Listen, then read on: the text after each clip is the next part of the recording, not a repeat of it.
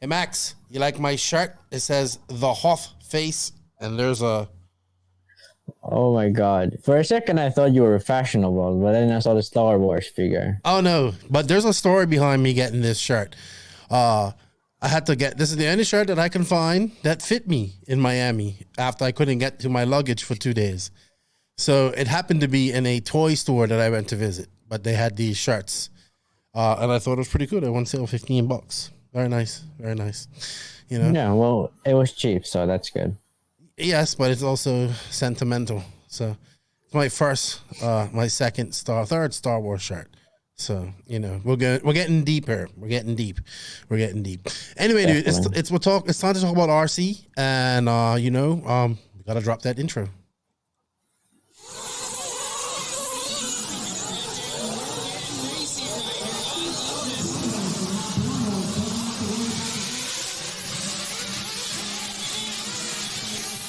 Nitro is the glory. Welcome to the No Name RC podcast with your host tonight, Keenan White, aka Lefty the Great, and if you are unlucky, the Finnish village idiot, JQ. This is the RC podcast with no name, but plenty of content. So sit back, relax, and get ready for some serious bench racing.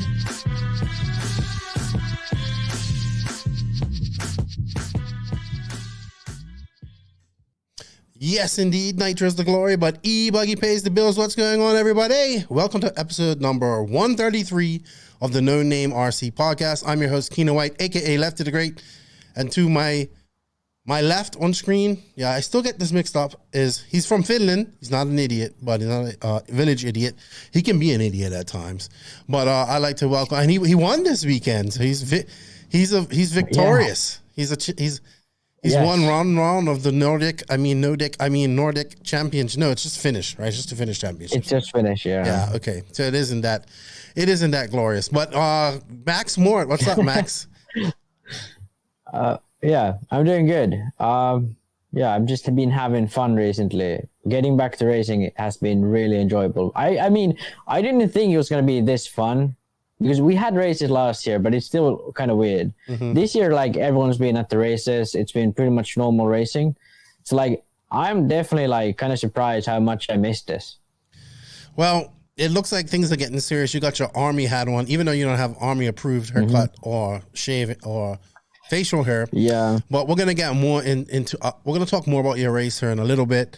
We're back recording. I've been back now a week. No, actually not even a week. I was supposed to be back a week. I left North Carolina a week ago today, but I didn't get home till Saturday morning sometime. So just to cover that up, what the heck? Something in my mouth or something. Anywho, yeah, we're back here in the DR in the studio, back to our normal recording process. I'm hoping that still something in my mouth. Like, what's going on here? Anyway, dude, you gotta figure it out. I don't know. Crazy. Back from America. Hopefully, I'll be going back next month. We'll see how things happen. It was a great trip. We're going to touch on that a little bit as well. But before we go on any further, I want to shout out and say thank you to all of the NNRC squad around the world. It was so good to meet new people, connect with new people. Connect with old friends at these races. It was a lot of fun. So if I met you in my travels, it was awesome. Thank you for coming up, and thank you for the support of the podcast. Shout out to all the patrons on Patreon that help keep these bills paid. Thank you guys a lot. I greatly appreciate it. We can't do this without you. And of course, thank you to the awesome sponsors that support this podcast. They are Mayako, Beach RC, TNR Fuels, Hitec RC, Tekno RC, Sun City RC Raceway, Lugs Tires, JQ Racing, Manscaped.com. Actually, Manscaped just sent me something nice. I forgot to bring it up, or I'll have to show it off on next week's podcast. Papa Willie's Traction Tonic, Racecraft USA, House of RC, Wally Builds, RCGP, I think JQ Threads. Just shout out to everybody that shows us some support. And remember, everybody, showing the sponsor some love shows the podcast some love. So we do have some promo codes. We do have some affiliate links, especially for Beach RC. If you can use those, it greatly shows some love and helps us out. So Thank you. All right, Max. So we're back. You and I were busy. You and I did the whole nationals. Thank you. I appreciate that. It was fun. It was really fun being there and like boots on the ground. And you know, with your observations from what I weren't seeing, because I weren't watching live RC at all. So you saw a whole different angle than me. And man, I just gotta say once again, thank you to the family, the mamas. I believe that's their last name, but Kevin and Krista and all the LCRC crew. We had a blast up there. It's really nice up there. It's beautiful up there. Ain't much around, but it's really beautiful up there. I hope to go back one day. I really do. So back home from the nationals, had an exciting route back home. You know what, Max? I just got to get it right off the bat. This is probably one of the best trips that I've had, because it's kind of like you got back to racing. It's like, it's so much fun. Absence makes the heart grow fonder. I haven't traveled in over a year. It was so like, as soon as I got to America, I was doing something every day. I mean, the second day in America, we drove 700 plus miles. We did Tail of the Dragon, which was awesome. You know, on our way to Tennessee to pick up the NNRC Cup. We went in Mike's, you know, badass Honda Civic. And it was pretty sphincter clenching at points, you know. But, you know, I kind of settled in there, and I was just like, man, if I move my body mass around too much in this car, I'm gonna throw Mike off. And, you know, I don't want to, you know, this is fun, but I want to be alive. So we did that. That was fun. But we just did a lot of things, man. It seemed like I didn't really sit down until the last maybe weekend. And not even the last weekend, because the last weekend I went on to Augusta to Joe Fest. So, yeah. The Nerd Fest? Yes. I only got to spend like an hour and a half there, though. I should have just went down on a Friday, spent the night there, and just spent the night there Saturday, enjoyed the whole event. I went to some of the seminars that they had and conferences that I had, but I took Mike and Heather went, and, you know, he wasn't really kind of into it. So then they said, hey, let's go over to this festival, because it was like a lot of little things going on, like a farmer's market, a festival. It was a lot of activity going on in this little town. And it's a pretty decent sized town, Augusta. And they got there and it was like a gay pride festival. So it's like, oh, well, we're not going to that. I was like, you couldn't see that it was a gay pride festival. It had like rainbows all over it. So we had all these different entities converging on one place. You know, we had a bunch of nerds going to the G.I. Joe Fest. And it was not just nerds. It was families and all that type of stuff. So it was really fun. And yeah, like it's bigger than RC. That's for sure. I'm going to say that. Oh, yeah. It's bigger than RC Racing. Question. It's bigger than RC Racing. Yeah. You had people lined up, like you could have paid $10 more, $20 to go in, like like they had a certain time where you could go in early, because you're also buying stuff. And and people just paying. I was like, no, I'll wait, because I paid for Mike and Heather, so I just waited and say I'm paying $30 more. We had half an hour to wait. But definitely a great experience, and something I got to knock off my bucket list, along with doing things like the Tail of the Dragon. We just did something every day. We went check out Mike's dad's into slot cars, like drag slot cars, where you just pull the trigger and it goes, and they make them look whole scale. So we went and checked that out, and then we got to do some actual slot car racing. They gave us some fast slot cars, like, you know, circuit track. Going on to Beach RC to do the podcast, all this stuff. It was a great trip, man. I kind of wish I could have stayed and done the ENATs, which is coming up here, I think, in 2 weeks' time. But I just couldn't. I think I could have done the ENATs for like $1,000. You know what I mean? Fueled on, hotel, a little bit of food and stuff like that for Mike and I, and maybe Heather would have went. But I just couldn't secure it, and kind of have to come home. Yeah, and to be honest, like the ENATs sort of aren't a big race. They sort of electric Euros for 8 scale is much bigger, I feel like. I think so too. Focus there and all that. But for Americans, it's been sort of very quiet, I'd say. Yeah. I think it was like 40 entries last year or something very I think small. It was like, yeah, it always suffers from low entries. Yeah. But I did talk, I mean, I was going to talk about this later, but I did talk to Lee at the Nationals, and he said, Because, I always thought it was kind of a smallish track. It is like a 10 scale. I mean, you can run e-buggy on it, but it's really a pinch. So he said that actually extending each end out 40 feet. So that's pretty significant. You're getting 80 feet more of track. And it's going to be under a roof too. So it'd be interesting to see what they do. Unfortunately, I won't be there. I'm striving. I would love to do Wicked Weekend. Salty Joe wants to go Wicked Weekend, but I don't know if that's going to be feasible. But I would love to go to the 10 scale nationals. It's in the same area. It's in Gaithersburg, which is about 8 hours from Charlotte. And I've never been to a big 10 scale race, so I'd like to do that, and then maybe another big 8 scale race while I'm on the East Coast next month. We'll see how things go. So if anybody wants to get behind that, any of our sponsors or any companies want to support us going to races and doing what we did at the Nationals, hit us up. We're looking for some sponsorship for that, please. All right. Anything I'm rambling on about my trip, but you've spent time in North Carolina with Mike and all that stuff, so you know how the trips go. Yeah. I had a lot of fun. I want to say thank you to Mike and his wife Heather for their hospitality. They've always been very hospitable to me and making me feel at home. And I got to hang out with JB a little bit, and that was good. And just had fun. Like the Southeast racers always treat me very good. Went to Sumter, had fun. Even the Southeast racers that were at the Nationals, we all went out to dinner on the last night, which was really nice. Thank you to Bubba. He paid for lunch. He paid for dinner. And shout out to Katie and Race Like a Girl podcast. I got a t-shirt from him. I got to wear it. I just have to wash it. I just had a great time reconnecting with people, man. That's when you go to your international race. Like if you went down to Portugal, you would be like, this is what I miss. Like you would think about it, like, I don't get to talk to Gongaro. I don't get to talk to one of those guys you might have met, and but I think even in finish races, I still feel it, because like I haven't been able to do like finish races often as we do now. So it's even here. It's nice. Yeah. I would love to go down and be around the guys that race her. I talked to them and I got back and I was like, look, I know nobody's going to do nothing during the summer. It's too hot, but let's try and organize something for after summer or organize something here soon so we can form just a group of guys and try and get some stuff done. And we got the track, we got the area, we got the driver's stand. Let's build a track there, Yeah. We got everything there. We just got to make the track smaller, and I want to do it with cooking oil. Sorry, I'm sold on that. So we shall see.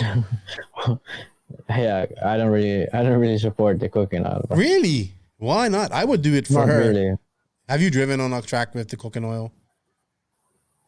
I'm not 100% sure, but I think I have. So because I don't know what they treated, what they always treated, but I think I have at some point. So you're not even sure. You're not even sure, but you're against it. Yeah, but like it's like super bad for the environment. Not cooking oil.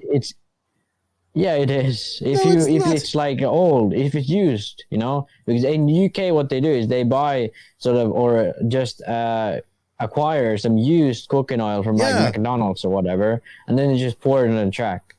Yeah, but that's natural oil. It's not like crude oil that came out of the earth, Max. But it still pollutes the water because it's cooked, Yeah, but it's not. That's why it's not bad like crude oil coming out of it. It's natural oil. Well, it's not that bad, but it still pollutes the water. We eat this stuff, so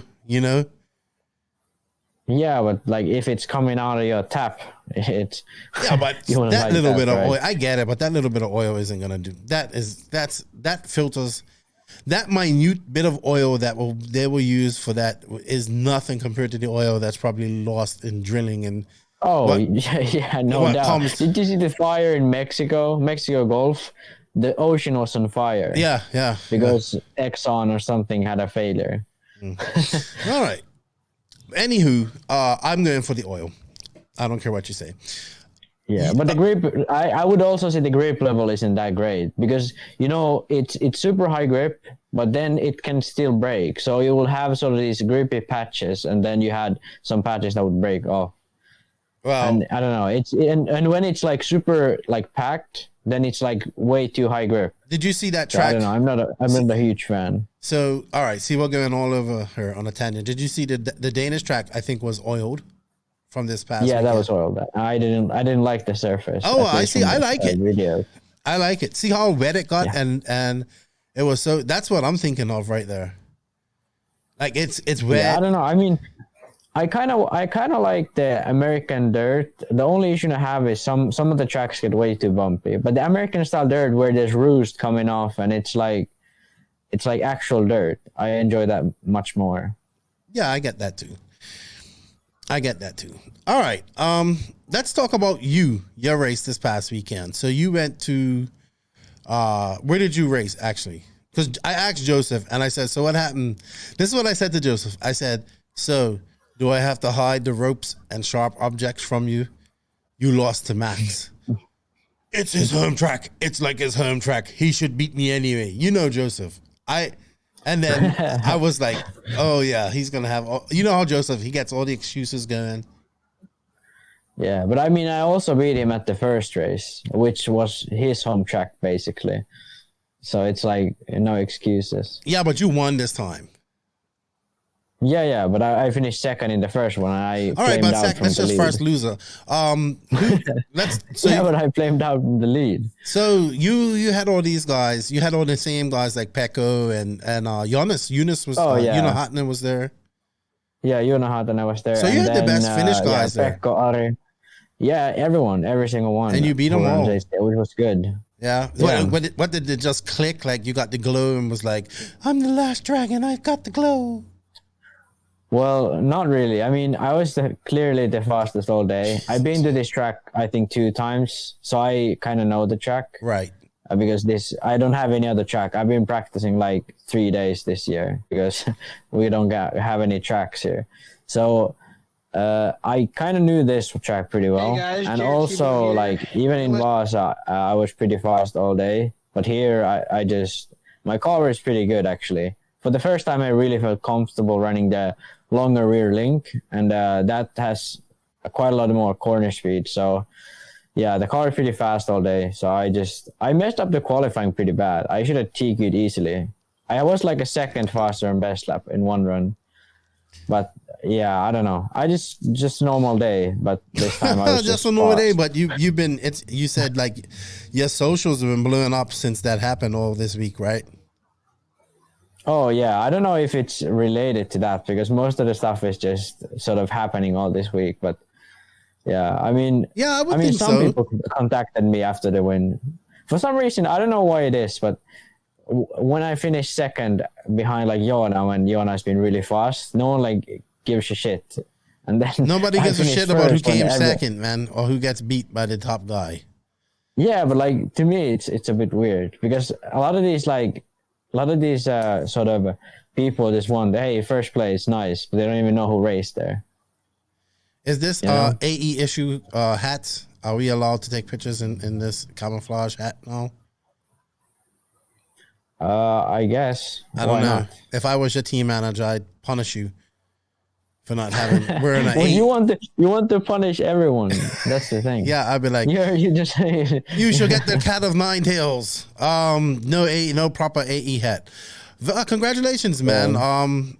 It's good to see you. Yeah. I know you've been trying to get back out there racing, and it's been a long time coming. So good stuff. Congratulations. I guess. Yeah, you've beaten Joseph before, like we said, but this is the first time you've beaten him and you won, I think. So even better. Yeah, I mean, JQ would have probably finished like 4th without all the other flameouts behind me then, because Joona was second before he had a failure. He had a shock pin or something broke. I mean, he was almost a lap behind, but still, like, he was still second pretty clearly. And yeah. Oh my gosh! No wonder JQ is in not such a good mood this week. Yeah, well, I mean, he was actually pretty happy at one, and I feel like he came and congratulated me and everything. Oh yeah, I'm sure he's happy at that point. Yeah, but I'm sure he got home and is like, I need to be faster. What am I doing? Yeah, I think he went. I went there. I think he went there to practice this week. I'm not. Oh well, that's sure, good. Though. That's good. Yeah. He's been doing a lot of that too. Yeah, but to be honest, like he never has a mechanic at these races, and his preparation is pretty poor. So really, like he always just finds a mechanic in the morning. That's you're going to be a mechanic today. Yeah, that's always going to put you on the back foot too. Oh, definitely. And the thing is, like, he has to warm up his own car, and then like a lot of people like Pekko and Pekko at least and Ari, all those guys have like their mechanic marshals for them. So like they don't have to, because the time is sort of tight in these Finnish races. So preparing the car and changing everything, you're really not gonna need a mechanic to marshal. Sweet. Yeah. Awesome stuff. And Joseph has none of that. So he's really sort of disadvantaged. Yeah, you need it. Big thing in nitro racing, definitely helps to have a pit guy and somebody that you can rely on. It's becoming more of a. I'm even seeing the American racers. I mean, I've always had it, but I'm seeing it start to be a little bit more of an official thing now. Like, you know, they'll make sure that guy can be there and he can help him out and all that type of stuff. So yeah, I get that. Joseph's always on the back foot like that. He's so like, you know, like if you have a pit, have you pitted for him? Like I don't think I've ever pitted for him. Oh my gosh. If you have a pit for him with the headsets on, like the first time you make a mistake or he makes a mistake, he's all confident talking and all that stuff on the microphone, her and all that stuff. But once he starts making a mistake, it's like, what the F is going on? Why did you do that? Oh my gosh. I remember one time when I came in to fill him up and I didn't fill him up properly. You need to get somebody to help you, you stupid fat. I'm like, dude, take it easy. Like, you're going to win this race. Thank God there's nobody faster or something like that. He says, I would never. And now I have this hole. I don't like to pit anybody. I'm scared now. I have a phobia of it now. Like, you know, now I'm not good for nobody.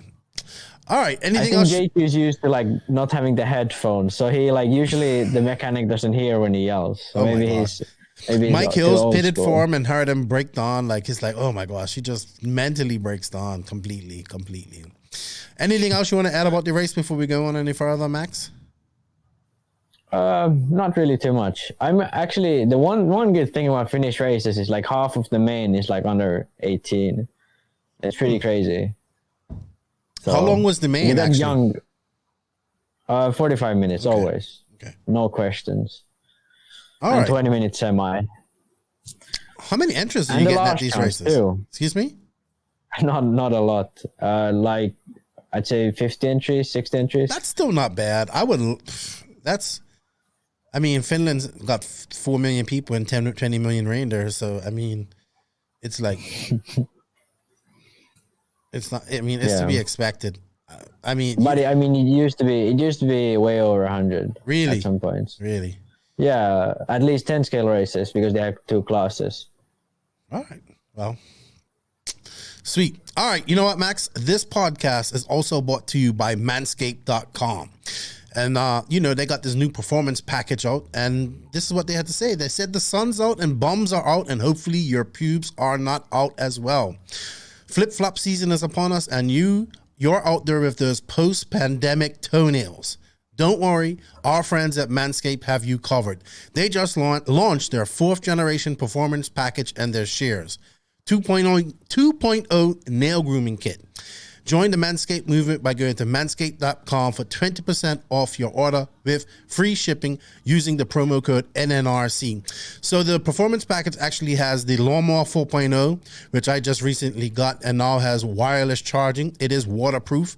You can use it if you choose. I don't know why you would be grooming yourself at night. It has a light, or maybe you need to use it to find something. You can turn on the light and you can use it. It has, like I said, wireless charging. It also comes with, the kit comes with like a bowl. I know this is funny, but a spray, like a bowl spritzer to freshen up your region down there and keep it smelling nice, which I must admit is very refreshing, and I've used it myself. And I have not got the Shears 2.0 yet, but it's on the way. So I'm excited to see what these do, because you can't be walking around in flip flops with some crusty ass toenails, Max. You got to keep your stuff, on point. You can't have crusty toenails. So Everybody go to www. All right, I'll take your word on it. Go to www.manscaped.com. Use the promo code no name in all caps, and you will save 20% off your order. Thank you to Manscaped for your support, and thank you everybody that does something with Manscaped. It's greatly appreciated.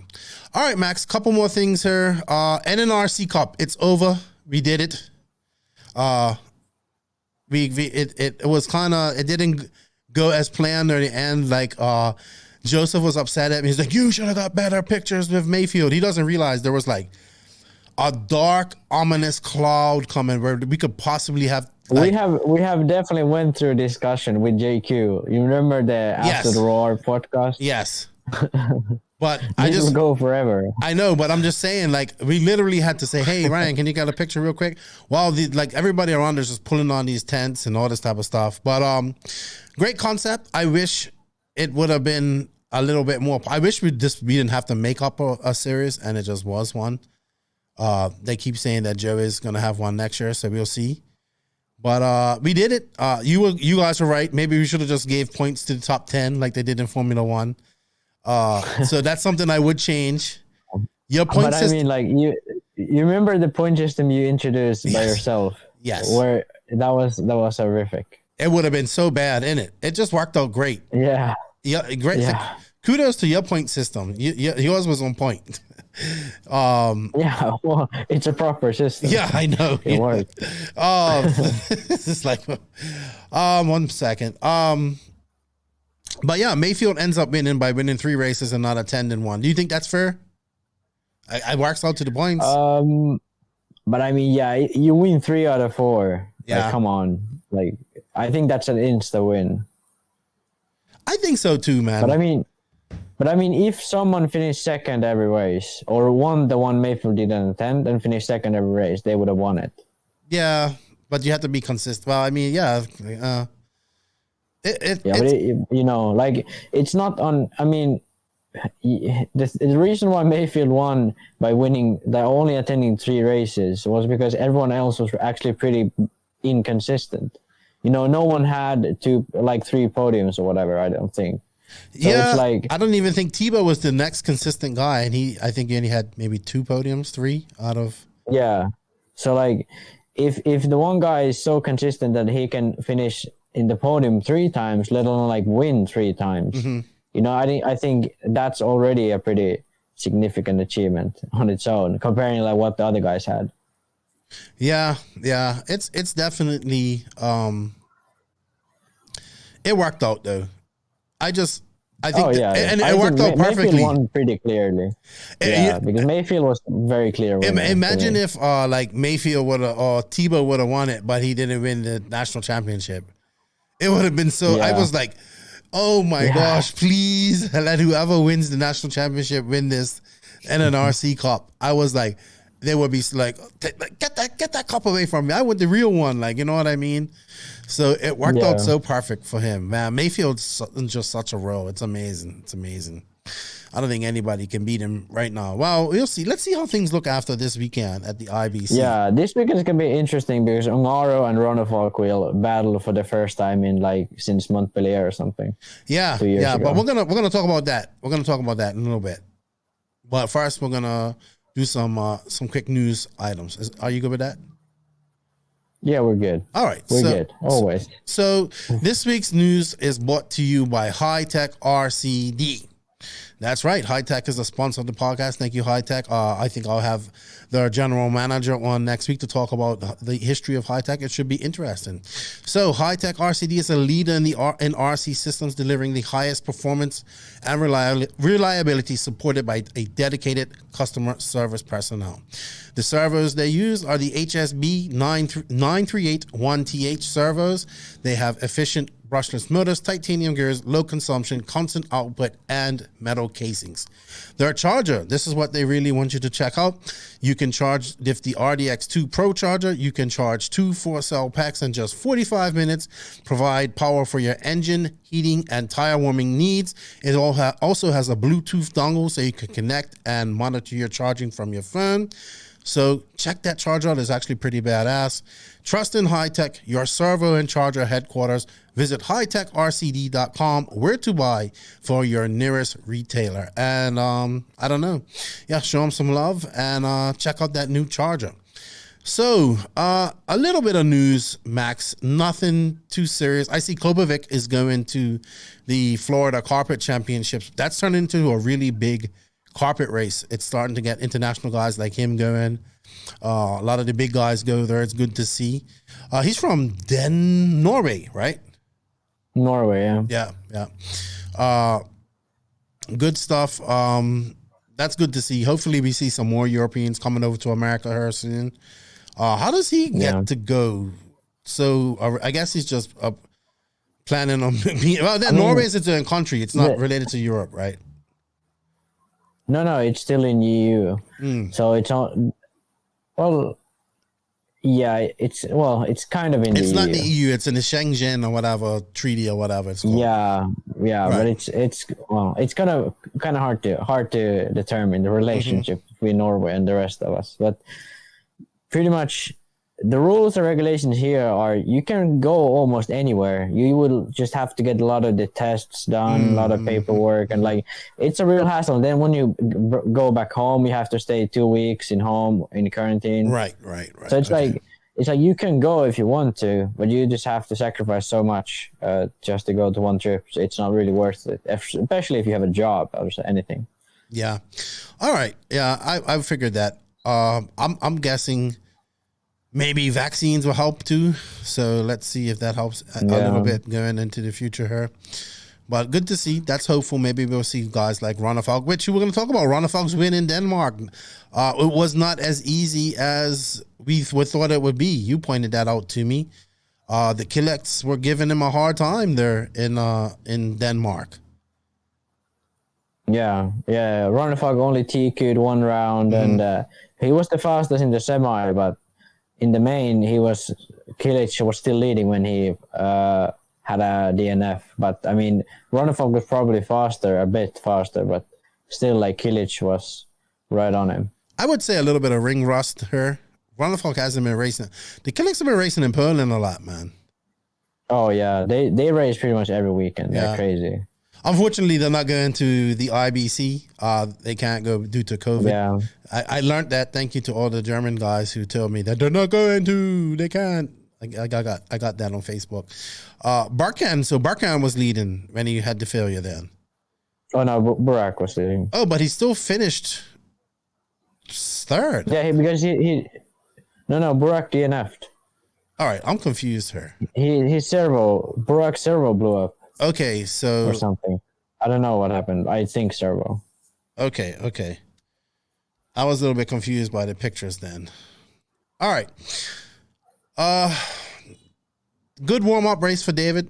Pelle Komse, I think Pelle Komse was third or second at this race. Yeah, he finished third. He's from Denmark, so probably to be expected. Good race for him warming up for... the IBC coming up here this weekend, I would say. It's good to see him getting out of Sweden to race. I guess things are a little bit more open in Denmark. Well, there's only a bridge between them two, so. Okay, so he could just drive over there. Yeah. Do they have like a customs on the bridge, or like where you have to go through immigration and stuff like that? No, it's because it's the same country because of EU, so you don't have to go. Right. I mean, I don't know if you need a test or something, but it's just you just drive over the bridge and pay the fare or whatever the sort of the road toll for the bridge, you know. Okay, sorry, I was getting. Okay, so Barkan came in third. Sorry, or second. Yeah, I got them confused. No, yeah, but I mean, Barkan's been winning like some races. Burak been winning some. I mean, I think Burak is still the one with the ultimate speed. Barkan is sort of just he's like always there, and like when Burak isn't there, Barkan wins. But I think when Burak is sort of like feeling it, like having a good day, I think he's still a lot better than Barkan. He's like 15. too, so still very young. Yeah, they're both like super young. So okay. Joey is open up a track at Paris. I was told actually should be getting ready to open soon. So where he has the DNC, he's open up a permanent track. This is going to be interesting to see. Well, that's probably then going to be the sort of DNC track from now on. Yeah, so that would be good. It'd be like old time when he used to have Hammett and see what happens there. Yeah, that's about all the other news. Upcoming races, like I said, we have the ENATs coming up in 2 weeks. The Big Apple Challenge at Barnstormers is the same weekend. I believe Cole Ogden and Adam Drake are going to that. That would be a decent race for the North. That's a big race for the Northeast guys. You got the Summer Sizzler race. That'll be in Blue Ridge Mountains end of July. And then, of course, you got Wicked Weekend, second weekend of August. Lots of racing coming up, dude. Lots of freaking racing coming up. It's incredible. Yeah, it's summer break time, so all the countries are having races. Yeah, especially in Europe. Yeah, especially in Europe. Yeah. All right, dude. That's all the news I kind of have this week. We have a few questions. I think we should just get into them, and they are brought to us by Beach RC. BeachRC.com, the racers' one-stop online hobby shop. Choose from all the popular brands and variety in stock with super fast shipping and great customer service. BeachRC.com still has the local hobby shop feel with all the benefits of the internet. BeachRC.com is the exclusive distributor for Ultimate Racing, JQ Racing, Pro Circuit Racing Tires, Nitro Lux Fuels, and Assault RC Performance products. So fill up your cart and check out at BeachRC.com today. Thank you to Beach RC for all the continued support of the No Name RC podcast. It was really awesome to hang out with. Beach RC was right in front of us the whole entire, at the Nationals. And we had a blast. We have an affiliate link. It's in the written description of this podcast. So if you guys can use it, it helps us out a lot. So we don't have that many questions, Max, but let's see. So first up, we have Benjamin James. Will we see the return of the 10 scale Nitro Stadium truck class? I don't think so. I think you may see it pop up at some races as a class. It might be an exhibition race, but I don't think it's gonna come back just because it's just really hard. Even with these new conversion kits by Ignite RC Designs, they're really great. I haven't heard any complaints about them. But it's an expensive startup, and it's a hard thing to drive. But maybe, who knows? But I don't think we'll ever see it how it was back in the day. Truggy destroyed that. Truggy is just so much easier to drive, so I don't think so. Yeah, I would agree that the cars are a bit too small for most A-scale tracks these days. I feel like the old days, the tracks are a lot slower speed and all that, so it was easy to control. And also one thing I thought about was sort of because of the fact that the manufacturers don't have a car, they're really not gonna push any of the drivers to run that class. So like it'll be sort of a fight from the manufacturers just because they don't want to do a new car, even though like they don't really have to fight it, they just have to not let the drivers run it. So I think they're going to try to hold on to Truggy for now because it's such a better class for the manufacturers. And then like I still think there'll be like sort of exhibition races, as you said, but that's probably going to be it. Yeah. Even though these new kits, they'll be sturdier. They'll be using components from modern cars, geometry as well. They look really good though. The guys down in Australia have them. Zach Ryan and Ben Panic and them guys have them. They like them. Wally's building one, Alosi one. So if you guys are interested though, go to Ignite RC Designs or Ignite Design RC. Sorry. Check out Chad Parks. He's making them. Keith Henry, what's up, Keith? What is the current best in-car POV system? I don't know. Does anybody out there who does POV, can they give us an idea? I've never done POV in my life, so I don't know.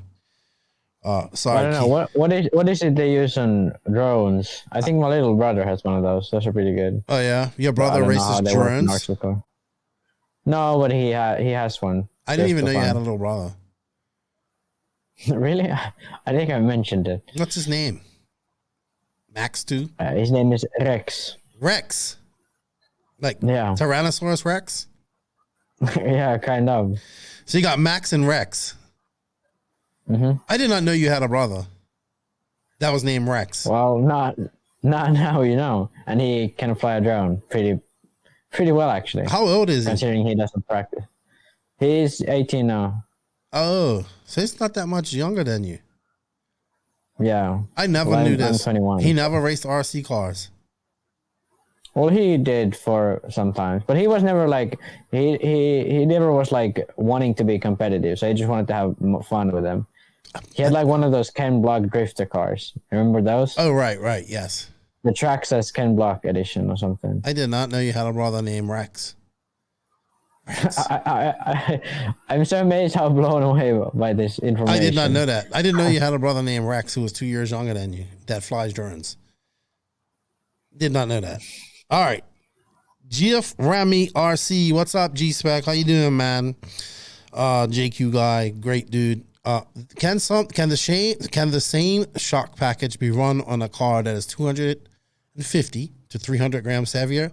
If not, what changes should be considered? Thanks. So I'm assuming it's probably running e-buggy, maybe looking to make up for that weight. Yeah. Would you go to a heavier shock oil?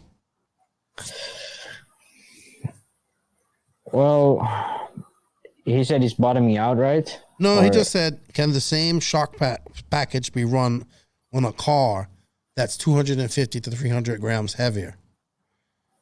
So I'm guessing if... Well, yeah, kind of like from nitro to e-buggy.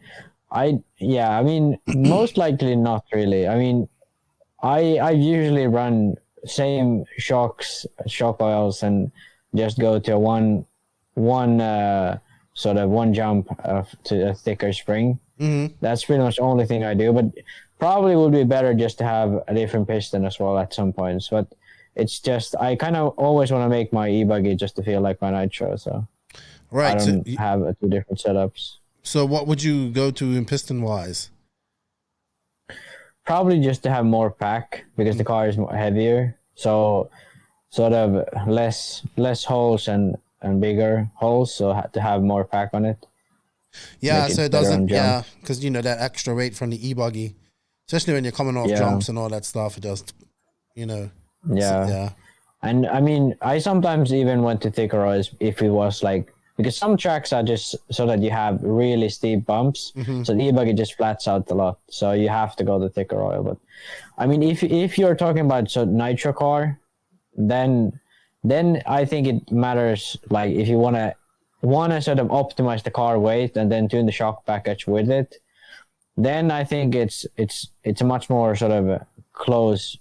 You have to make smaller like details that you have to improve, that you actually get the package to working for your weight. Because like the thing is, our setups are tuned for how much the car weighs, basically. So maybe you tune sort of the weight that's moving around when you're tuning a setup. And if you move that moving weight, the setup is completely wrong because it's supporting in the wrong places, and it moves I get that. slower, faster, and you know. So that's sort of the biggest thing here, to get the shock package working in the corners, not really the jumps or whatever. Okay. Good stuff. Chris Blackwell. Yeah, you went super science mode. I went super science mode. I know. Almost messed up myself. I know. You went like, when you started, I had you went to e-buggies and this and that, and then I was like, okay, I lost him. Yeah. I hope that the listeners caught that.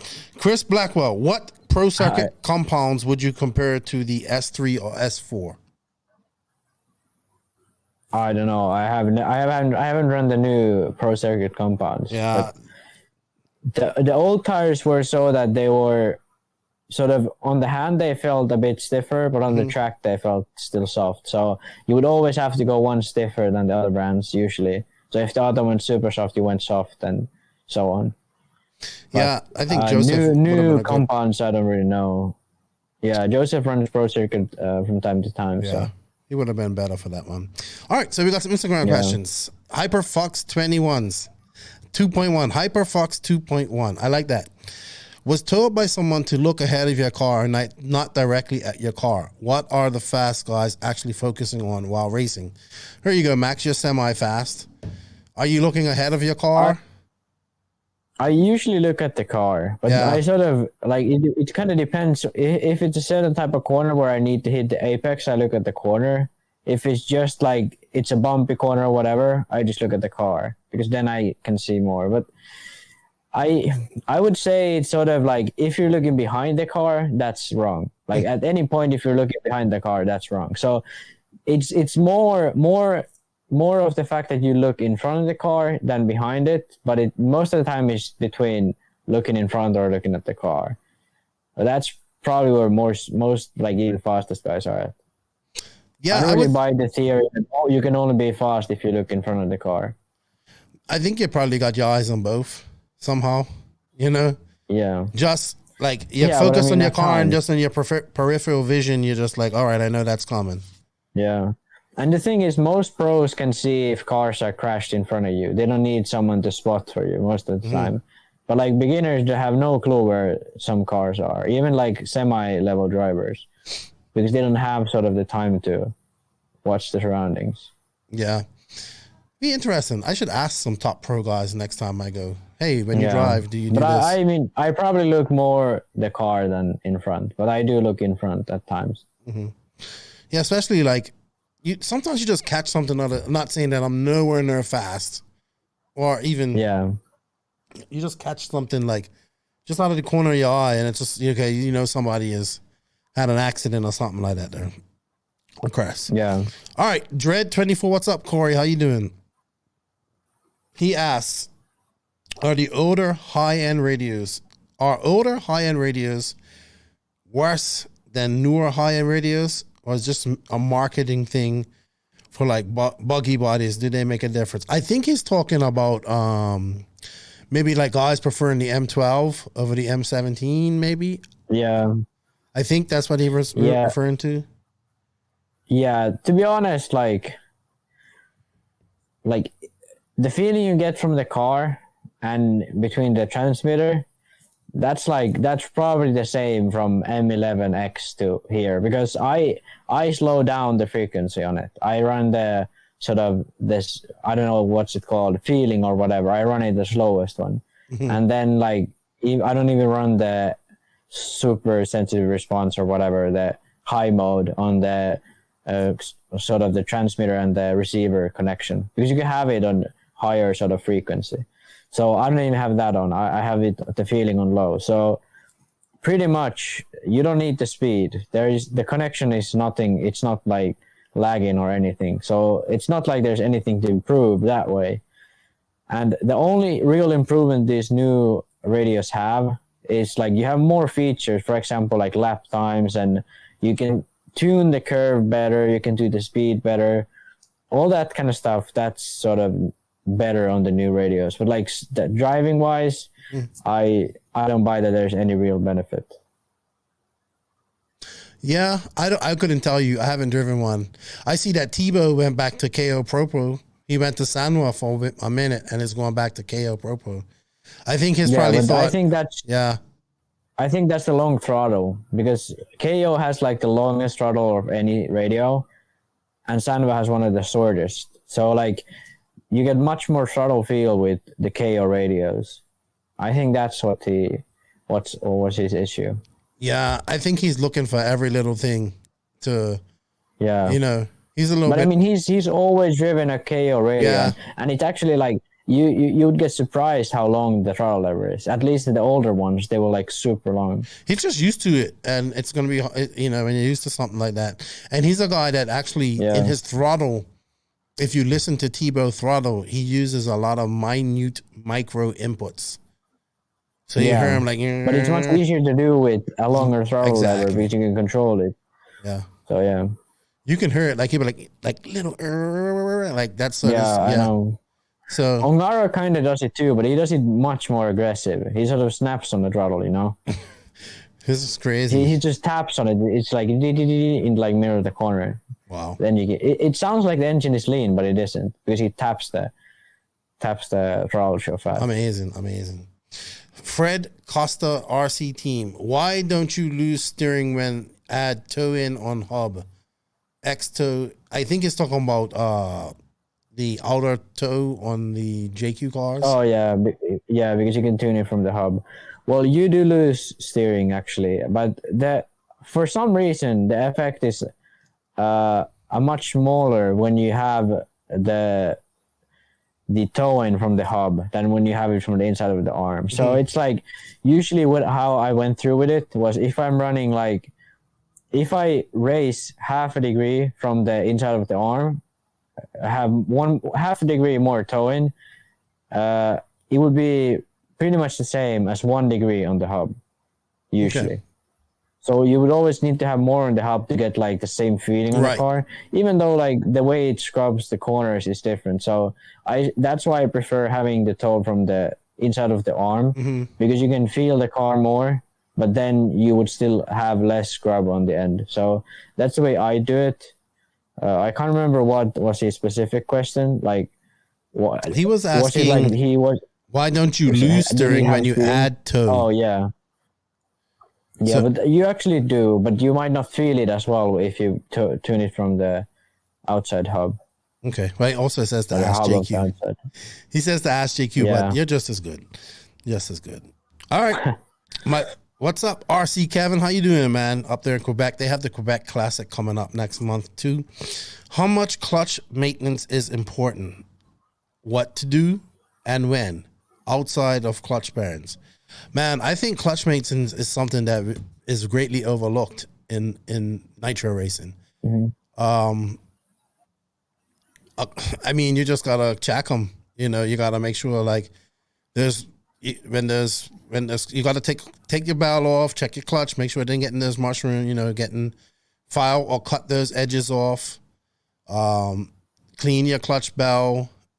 If the bearings are good, sometimes you can reuse them. If not, use new ones. I mean, clutch bell bearings cost $1. You know what I mean? Yeah. I usually blow them out. Yeah. I used to soak the bearings in like carbon choke cleaner and then blow them out and then put a drop of like oil in there with them. Yeah. Yeah, that's what a lot of people do. And you can even run them dry. Yeah. They last pretty well that way as well. At $1 a piece, they're just expendable. Like, I would rather put new one. I would say, if it's still okay, I would save them and use them for practice or something else. But yeah, that's what I usually do. But every time I change the clutch, I always change the bearings because it's like you can use them in practice or whatever. But like usually about the clutch, it's just like you will know, like when you drive it enough, you know when it's like worn out when you look at it. That's how I always done it. So because some clutches you can run really worn out, it'll be fine. But some you just know there's a limit where you can run it. And that's just knowing like what the sort of clutch shoe looks like and then just going by that. That's what I usually do. Because it's really hard to explain. I mean, Associated has some tool for it, but I don't think it's like really doing. How's your clutch with the Associated 4-shoe clutch? How's the longevity of it? It depends. When it's like kind of low grip, it lasts almost forever. But when it gets high grip, you really have to go to a thicker spring pretty soon. It kind of wears out quickly at sometimes. But like low grip, it lasts like almost forever. Because JQ clutch was sort of like, it always wore out. I mean, it did wear out quicker when it was high grip, but it always wore out really fast. But like the A shoes are much harder, so they also slip a bit more. So I mean, there's goods and bads to each. I mean, one thing, the associate clutch is much easier to maintain. You know, you just take the pins out, put them back in. I love that. Like, I hate 3-shoe clutches. It's one of my pet. I mean, I can do them and put them on and all that stuff, but I just hate them. Like with these awesome 4-shoe clutches, I just be running them. But yeah, definitely, and it's a part of maintenance that's so overlooked. My buddy Alex, who's like a super guru here. This guy's super smart. He would always say, hey, if I'm going to touch your engine, make sure your clutch is good, you know? And he was like, it always starts. It's like, people want you to tune their engines. I want to make sure that their clutches are done before I start tuning engines. Yeah. So that's how important a clutch is, man. Seriously. All right. I think that's all the questions. I have a question for you, Max. I thought of this one day while I was watching, I was listening to a action figure podcast.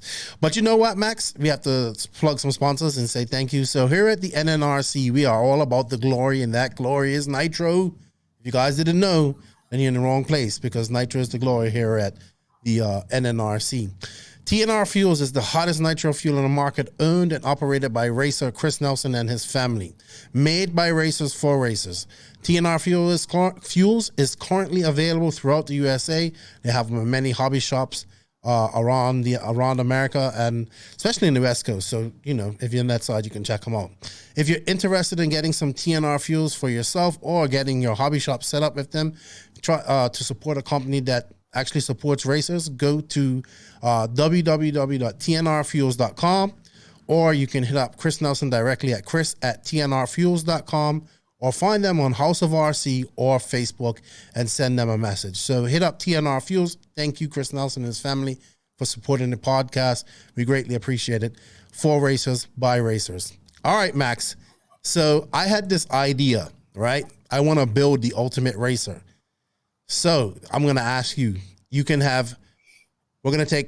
take 4 qualities from any racer, past or present, to build your ultimate racer.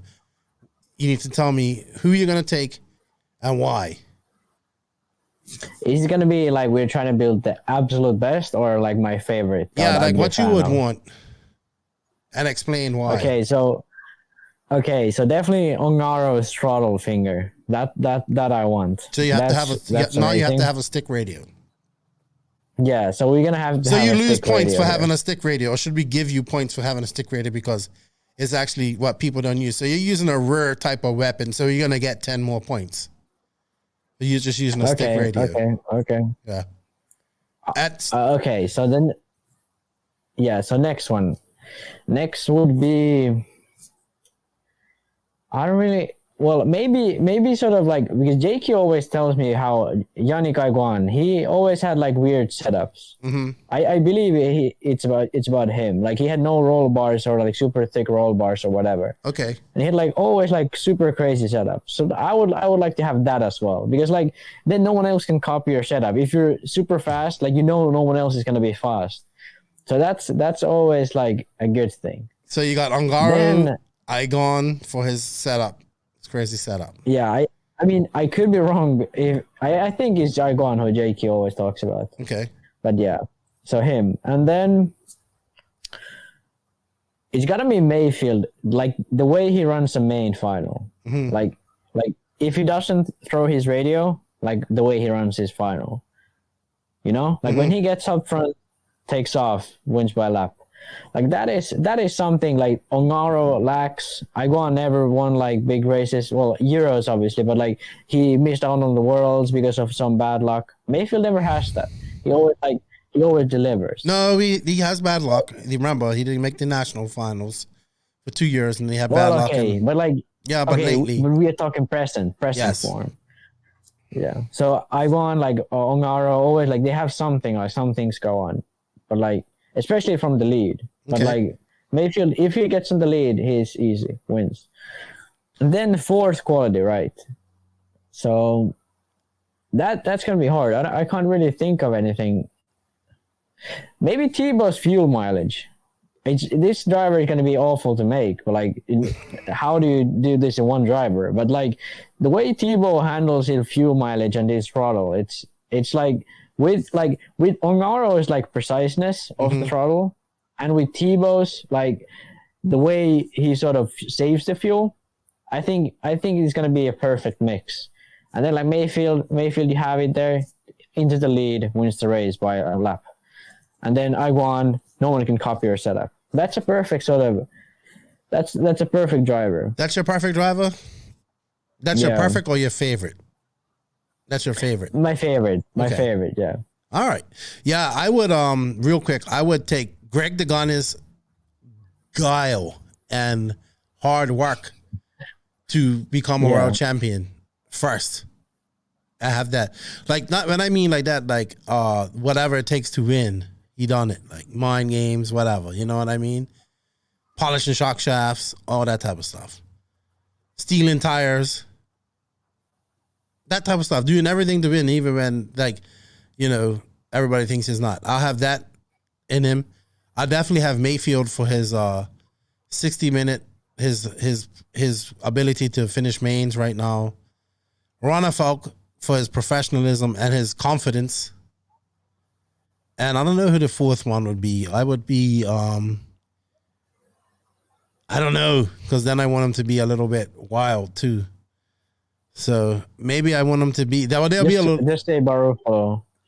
Yeah, but like Barufalo by winning. Have Barufalo's wildness, but Mayfield's ability to finish, and compiled with Ronafalk's professionalism and confidence, and Greg Degon's will to win at any costs. Yeah, that's the ultimate heel right there. I think I've made. I think you got excited by this because they built a really cool sort of figure or whatever in there. Yeah, but I know I was thinking about this, and as I was waiting on my travels, trying to come home. So, what do you guys think? If you had to the listeners, if you had to choose 4 qualities from 4 racers, past to present, to make your favorite racer, what would they be? Please tell us in the comments and write down why you would do it. So you have this driver because of this driver because of that. We want to know. All right, Max, we got to go on to the SCRC Don and Quiet real quick. And then we have a rant this week, a small one. It's to do with fuel tanks. Yeah, I mean, hey, like one thing is we've been doing so much of these like race podcasts. We never we have it's been so long since we've done like a regular podcast where we go all through all these segments. It's always like race podcast. I know, so it's been good. We haven't even started to talk about the IBC yet. We forgot all about that. We got all excited about that. Yeah, we're going to talk about it in this. We'll talk about it in this because it's about permanent tracks. So let's go to the Sun City RC Raceway. Don and Quiet. No, is this Don and Quiet? Yeah, this is Don and Quiet. Mm-hmm. Sun City RC Raceway, the home of El Paso's world-famous motocross-inspired 8-scale off-road track. The Showers family has over 20 years experience creating one of the premier tracks in the USA. Their world-class facility has everything: handicap accessibility, covered beds, gate starts, space for parking RVs, trailers, and lights for night racing. Follow SCRC on Facebook under Sun City RC Raceway for updates, upcoming races, or host your own race. Yes, thank you to Joey Showers, Corbin, and Christian for their support of the podcast. We greatly appreciate it. I don't know, Sun City's got some races coming up here soon. It's summertime, I'm sure it's hot. I haven't spoke to him for a minute, but I need to contact them, see what they got going on. If you guys are in the El Paso area, give the Showers family a look up and go check out their awesome facility. And if you're looking to put on a race and you're looking for a place to hold it, go check them out. They'll hold it for you. So they bring you this week's Dawn and Quiet. So, Max, the International Buggy Challenge coming up here this weekend. Probably the first big race since COVID. I would say this is the first big race since let's say the Euros. I would say that probably Montpellier, yeah. I would say Montpellier. Yeah. That these guys got together, but that was Montpellier 2020. They're off to Barcelos in Portugal, which is João Figueiredo's track. If you guys have been paying attention to my socials, I've been kind of doing some write-ups on the drivers. I still have a few more to do. I don't think that they're going to have streaming of this race, but I think Info RC is going to be there. And according to Yao, he says that they will do English as well. I talked to him. Let me just bring up his info right here. He says it will be Info RC and some other company that does it. Hold on. Anywho, first big Euro race, man. I wish he was going. I wish Joseph was going too. But wow, I'm excited for this race. I really am. How about you? Yeah, Ongara and Ronafog is going to be amazing. That's all I'm really waiting for. Mm-hmm. Really? Seeing, like, they've been battling. Yeah, they've been battling for like so long, but like it's like they've had like a 2-year break of any battles. So it's gonna be. Well, the last time they got together was DNC, and Runafog won that in 2020. Yeah. Sorry, RC Special is gonna be also doing some coverage of it, according to y'all Figueredo. Let's track looks beautiful, beautiful track. Glue. It's a glue track, I'm told. So they are treating it with water and glue, which I have experience with, which makes the track. It's super high grip at first, like too much. Then once you get some, but I mean, and it wears tires on fast, but you can run kind of slicks on it. But once it gets that top groove on it, that rubber groove on it, it gets better. You know what I mean? The only thing, it gets hard, and it can be hard on like plastics and stuff like that. So whereas maybe a mistake that you would have made before on a softer Lumia track, you get away with it. Maybe on this track you don't, because it's just harder.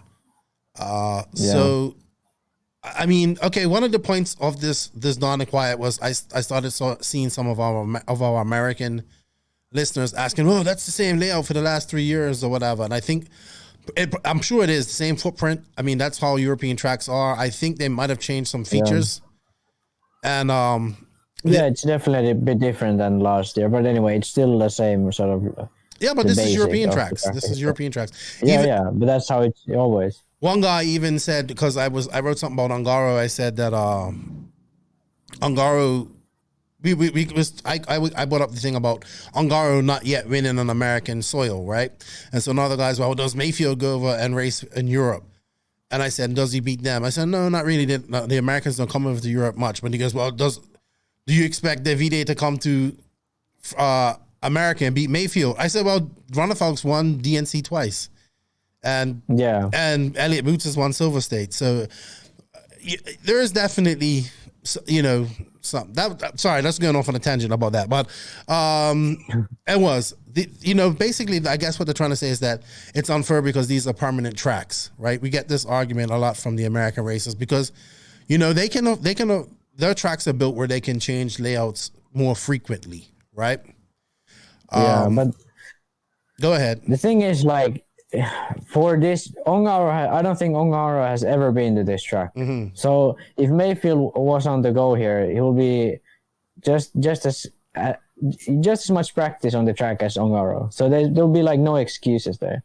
Like there have been like a few Euros where some track is some other drivers. For example, Ongaro Ring, where actually Berton won the championship, even though it's Ongaro's backyard, the track. So this home advantage is just excuses. Ongaro was not like, even really all that fast in the Euros, like but like last Euros. The track was a bit weird for the Euros, but anyway, like it helps definitely, yes, but it's not like you can't like win if you're not practicing there.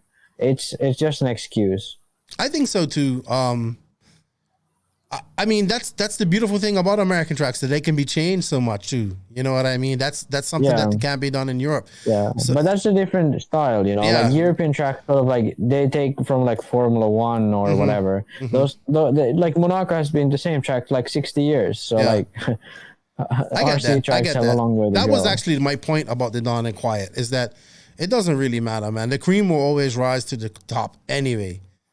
So the fast guys are going to be fast no matter where they go. It just is what it is. But back to this race, man. Let's talk about the significance of this race and what it means. So we can pretty much call this a Euros almost. I mean, yes, it does not have many people, but it has some of the main competitors. But I mean, some of them, I don't know, maybe I don't know. I wouldn't even call this Euros warm-up, really. Okay, not a Euros warm-up. It's the closest thing we're going to get to a Euros this year. Yeah, that works better, yeah. So this is a big deal. I'm happy to see it. Coelho is going to race there too. A lot of local Portuguese guys. I think you might see some of the local guys doing well. Just also because there just won't be a lot more. Like there won't be a lot of international guys on that level traveling to this race. Does that make sense? Yeah. So yeah, but I mean, one thing also is Spain has a lot of really fast guys, like young guys, really fast that are actually like crazy fast at times. So they could have a few surprises here. I feel like. Yeah, There's a chance anything's for it, possible. please. Anything's possible. Miguelo did the touch-ups on the track. It just looks so great, man. I just can't get over how it looks so, like, with the red infield. Even though I know all that stuff's going to be gone, I just think it's always a great way to start out a race. It just looks so great. Yeah. And yeah, it's much better that way. Like, I remember even at the Worlds where they used carpet on it in Vegas. Like, even then when it got really dusty and whatever, it still looked really cool. Yeah. They probably should have been on there and vacuumed it. No, I'm only joking.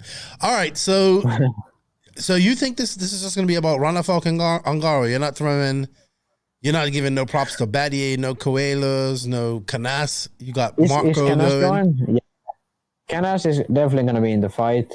Marco, I don't think he's going to be in the fight for the win. Berton's going to be okay, but it really depends on the track. I feel like his car, at least from the videos, looks really hard to drive. So is he running a prototype car, Infinity now? Oh, yeah, he's been running that for 2 years already. Okay, wow. 2 years, they still ain't got a finished product? Yeah. Wow, that's crazy. but like COVID, though. I mean... COVID, yeah. I'm sure that stopped him. Yeah. I don't think it did. Yeah. But, I mean, they don't want to release a product when right, it's I get COVID that, anyway. I get that. Yeah.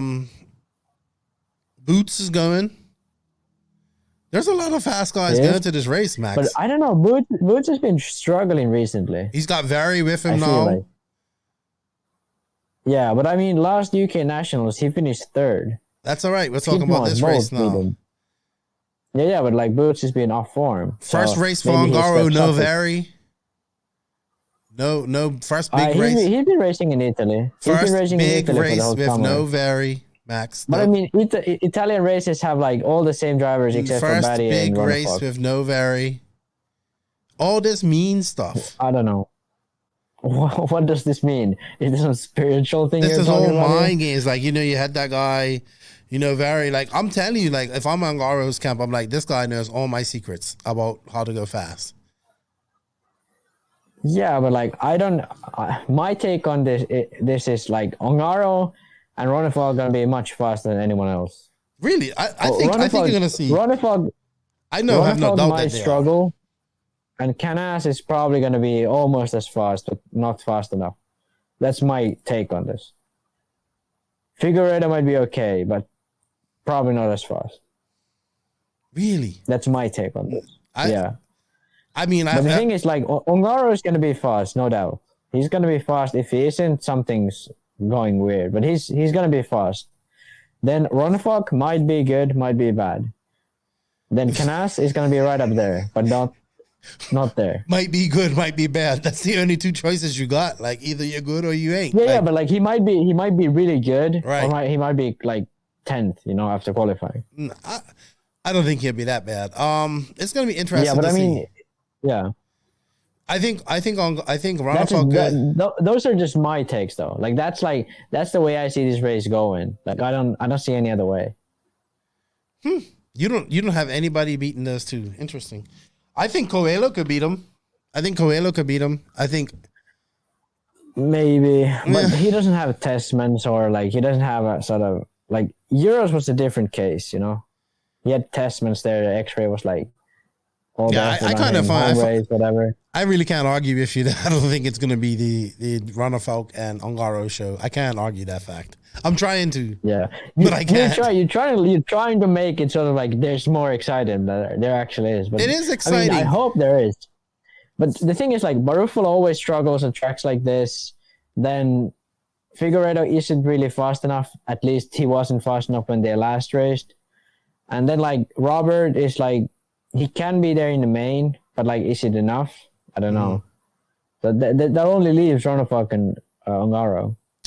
And you're forgetting Boots, Berton. Yeah, but Boots. I said Boots is lost, and Berton is a question mark. He can be like fourth, or he can be okay and finish second. Oh my gosh! What if Ongaro is just completely off? I mean, he could be, but I doubt it. I forgot. Yeah, that's your teammate too. You gotta stick up for him. I forgot your team associated now. No, but like there's tracks he can struggle. Like DNC, he struggles. Not surprised. Like RCGP and Thunder Rally, he struggles a bit. Not surprised. But like tracks like this, he don't struggle. You know, there's no struggle on tracks like this. Got you. So you want to make predictions then? No. Yeah, well, I kind of made mine already. All right, so mine was like no, you got to pick a winner. Mine winner, yeah, Ongaro. All right, I'm going with the fucking Viking. There.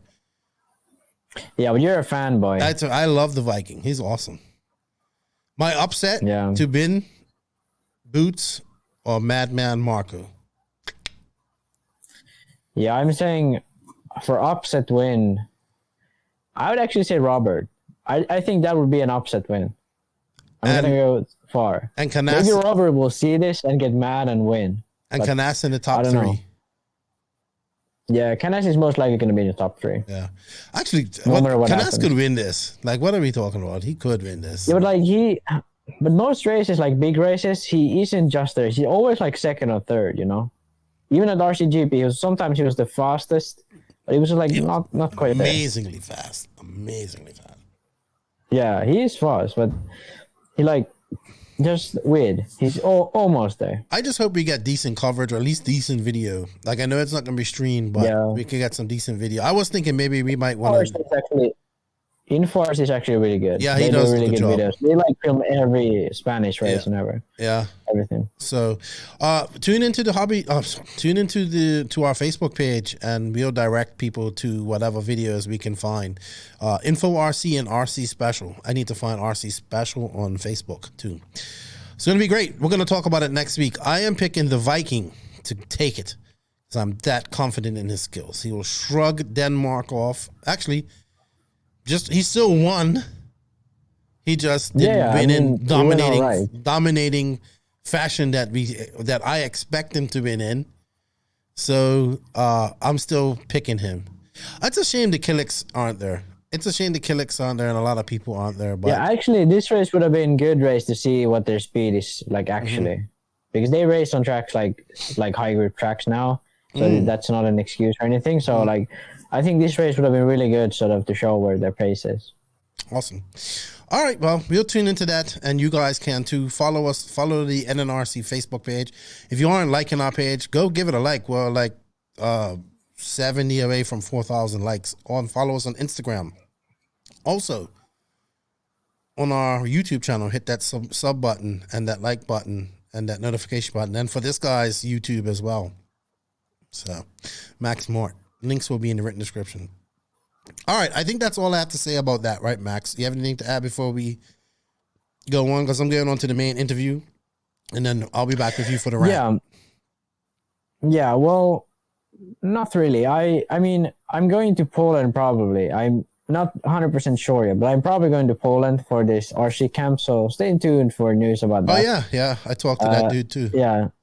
Yeah, so I think he'll be on the podcast next week, and we're just sending out if the details work out. And yeah, probably going to be there at the start of next month in August. Then on my YouTube channel, I'm trying to get it released this week. The last episode of season 1, so episode 15, it's sort of celebration. It's about springs, and it's going to be. I'm really trying to get it released on Friday, but I'll see what I can do. All right. Then. Last episode of season 1, sort of, we got it one season down. Next winter, probably going to be a next one. Not sure yet. So, I think that's probably it. Well, a lot of things going down this week. Yeah, well, good stuff, man. We'll talk more about Poland next week. Or in the rant here in a minute. All right, Mike. I don't know why I called you Mike. I've been around Mike so long, I just called you Mike. All right, Max. It's time to go on to the Tekno RC main interview with my good buddy Colin Branch of Maclan Racing. Tekno RC. Tekno RC is a premium manufacturer specializing in 8th and 10th scale high-performance off-road RC buggies and trucks. Visit www.teknorc.com for a complete catalog of their products. Tekno RC. Excellence in engineering. #Tekno Takeover.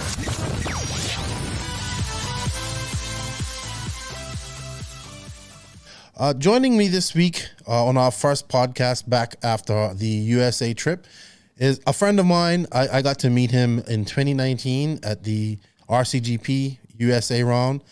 I didn't get to hang out with him much, but I got to just speak to him. I was kind of busy, but I've also been on a podcast with him, and we talk now and then. I like to welcome, and he's been on the podcast before, so I like to welcome Mr. Colin Branch. How are you, dude?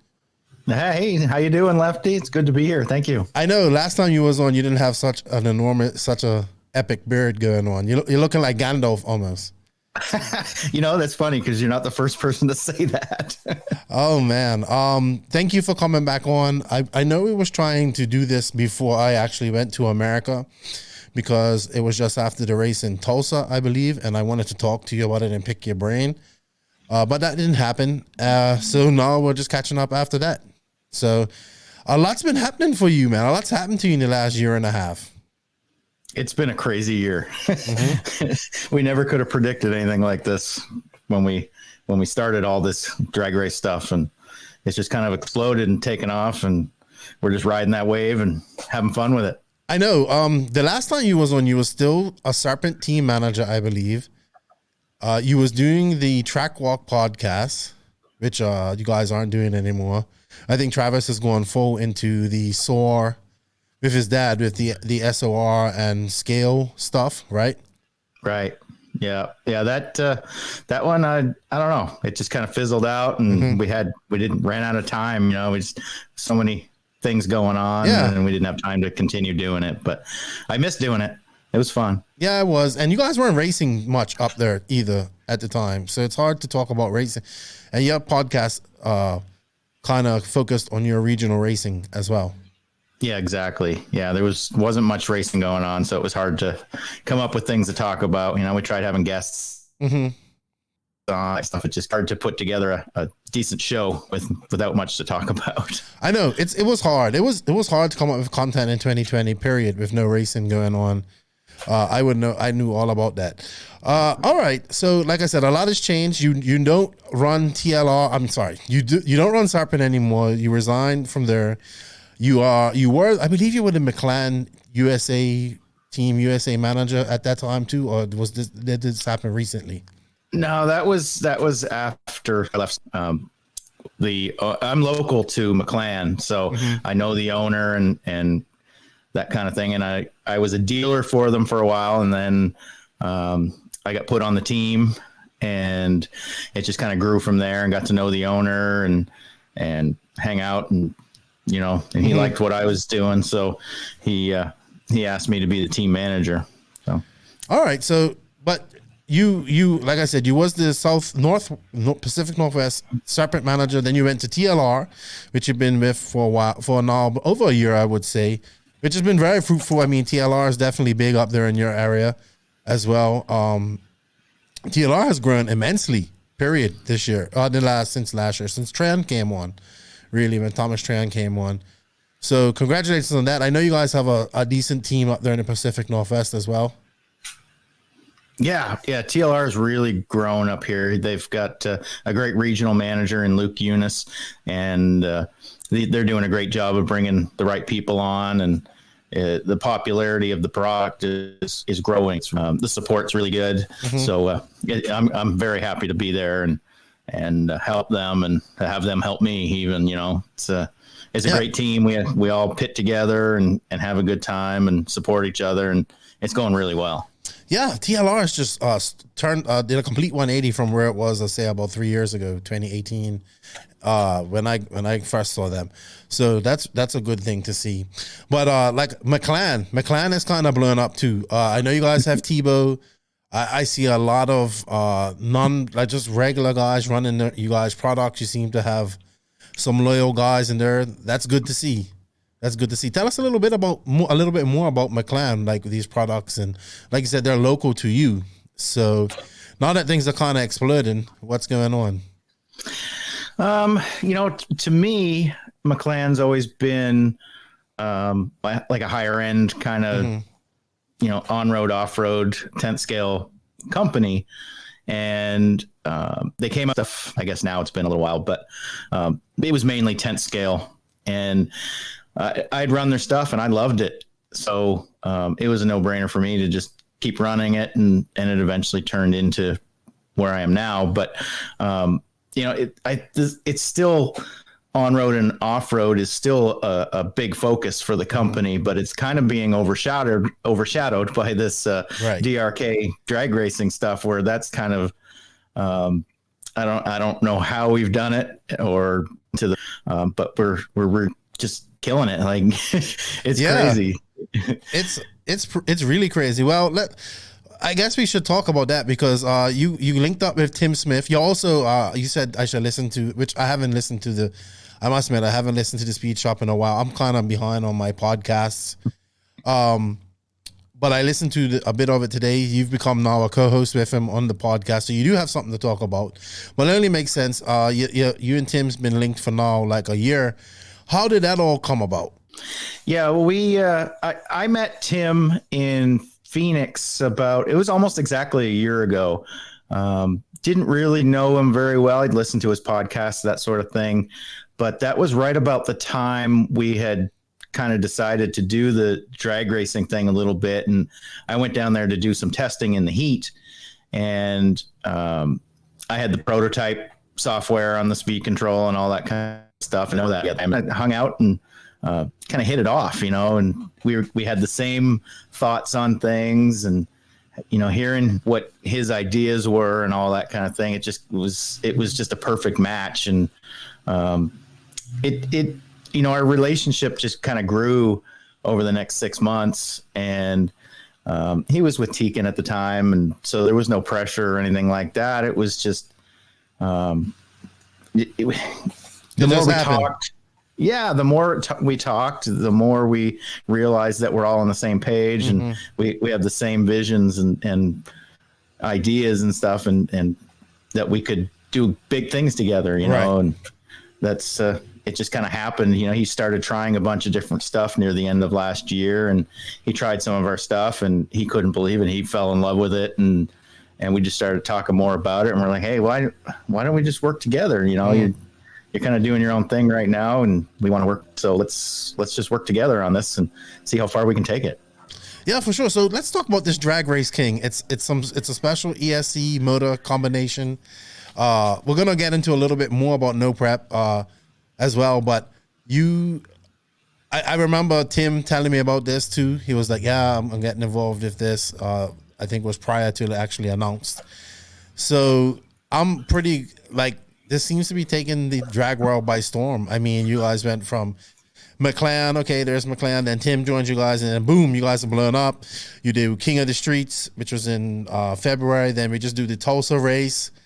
And I believe you guys won King of the Streets, right? Yeah. Both the cars in the final were running Maclan, and I think 3 out of the 4 in the top 4 were all running Maclan. Mm-hmm. So how does one test this stuff? You guys just what makes this so? I guess you can't go into too much details, but all right. So I don't know anything about this stuff. How easy is it for me to get this, program it, and go straight?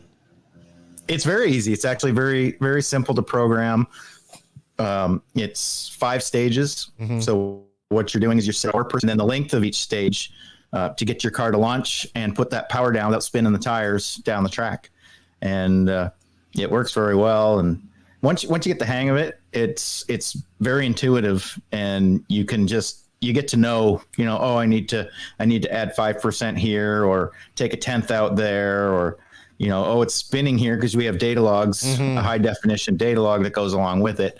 So you can see if the tires are spinning in a certain spot, and it, you look on the data log and say, oh, that percent, and it's very easy to figure out once you use it a little bit. Hey, Colin, I think we're going to have to turn off your video because you're kind of breaking up here when I talk. Okay. Pausing. Sure. Just if you could go in there and turn off your video, because this is some important stuff. I want to make sure we get clear.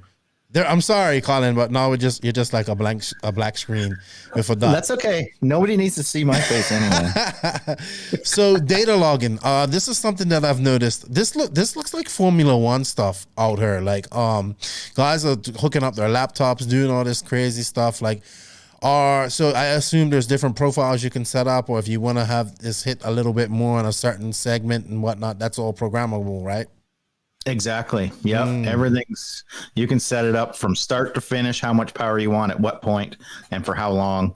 And then you can bring the timing in, when you want and how much and how quickly you want the timing to come in. Wow. It's very, very adjustable. Wow. That's pretty amazing. So, and what turn motors are guys running with these? What do you guys sell with them? Or is it just the ESC that you sell? Typically like a 3.5 turn, 4.5 turn. Some people are running even lower than that, but typically a 3.5 or a 4.5 turn is plenty for most streets. Okay. Well, this is amazing. This software has been successful for you guys. How much has it boosted sales and what?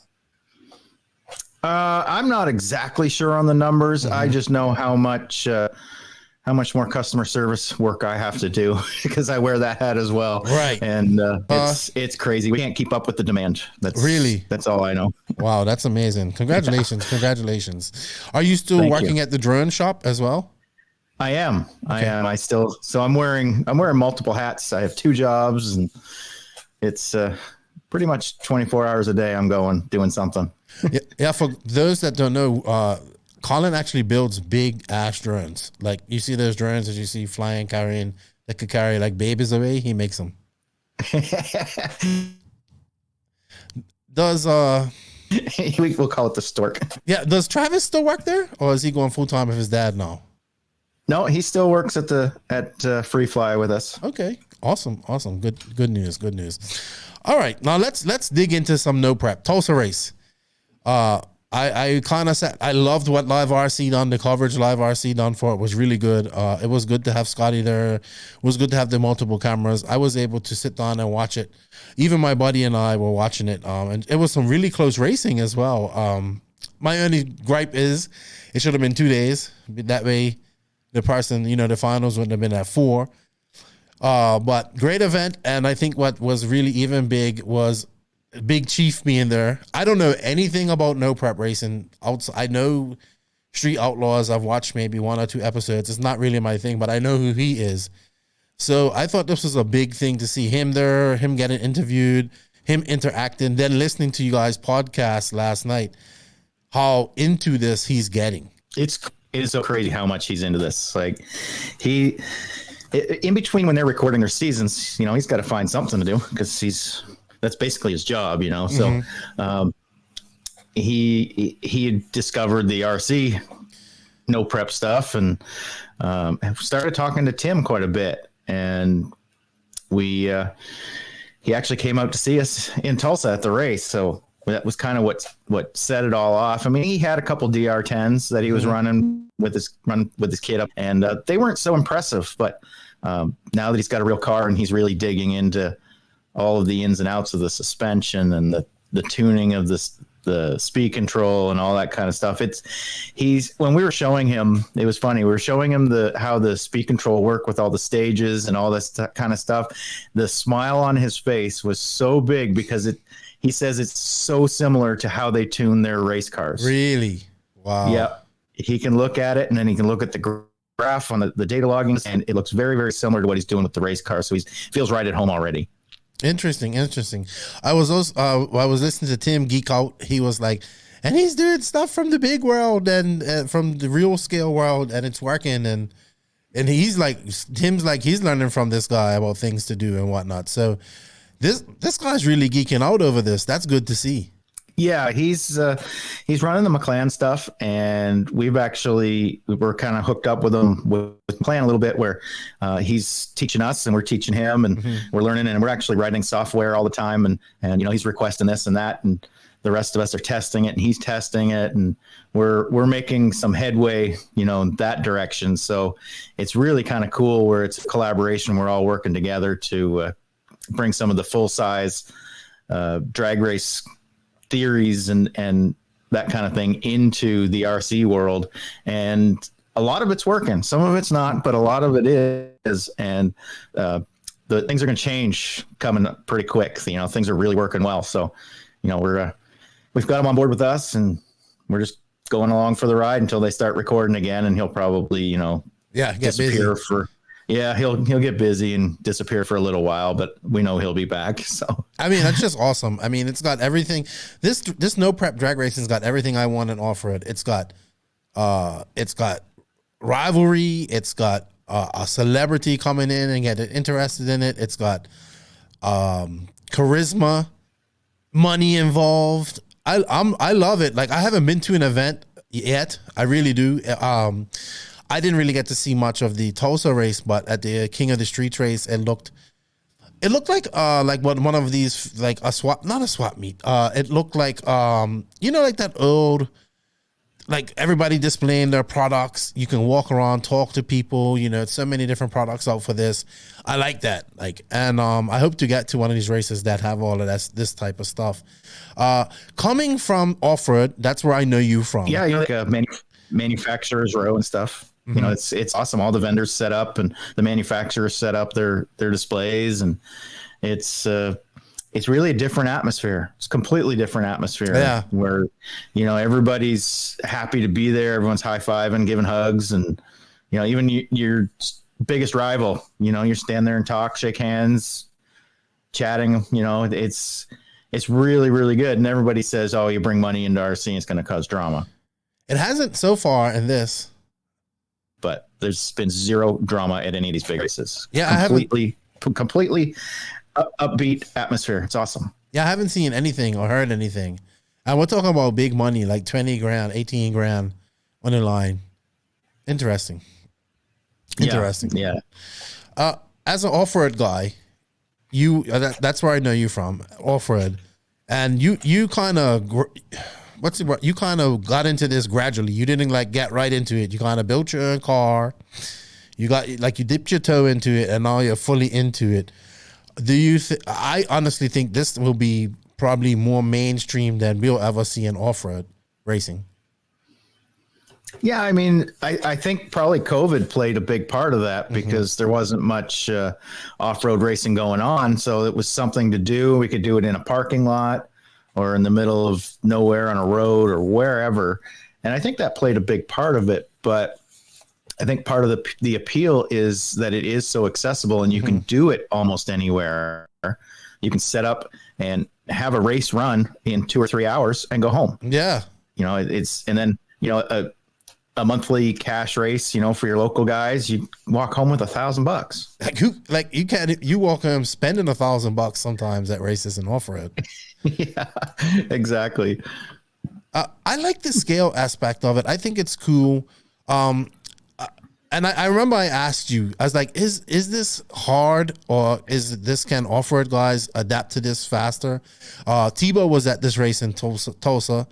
But I also was listening to you guys when you said that he practiced a lot and he was doing hits and he kept, he took this seriously. So do you think the off-road guys have a little bit of an advantage coming into this? Maybe a little bit. They know how the electronics work and they know how to rebuild shocks and that sort of thing.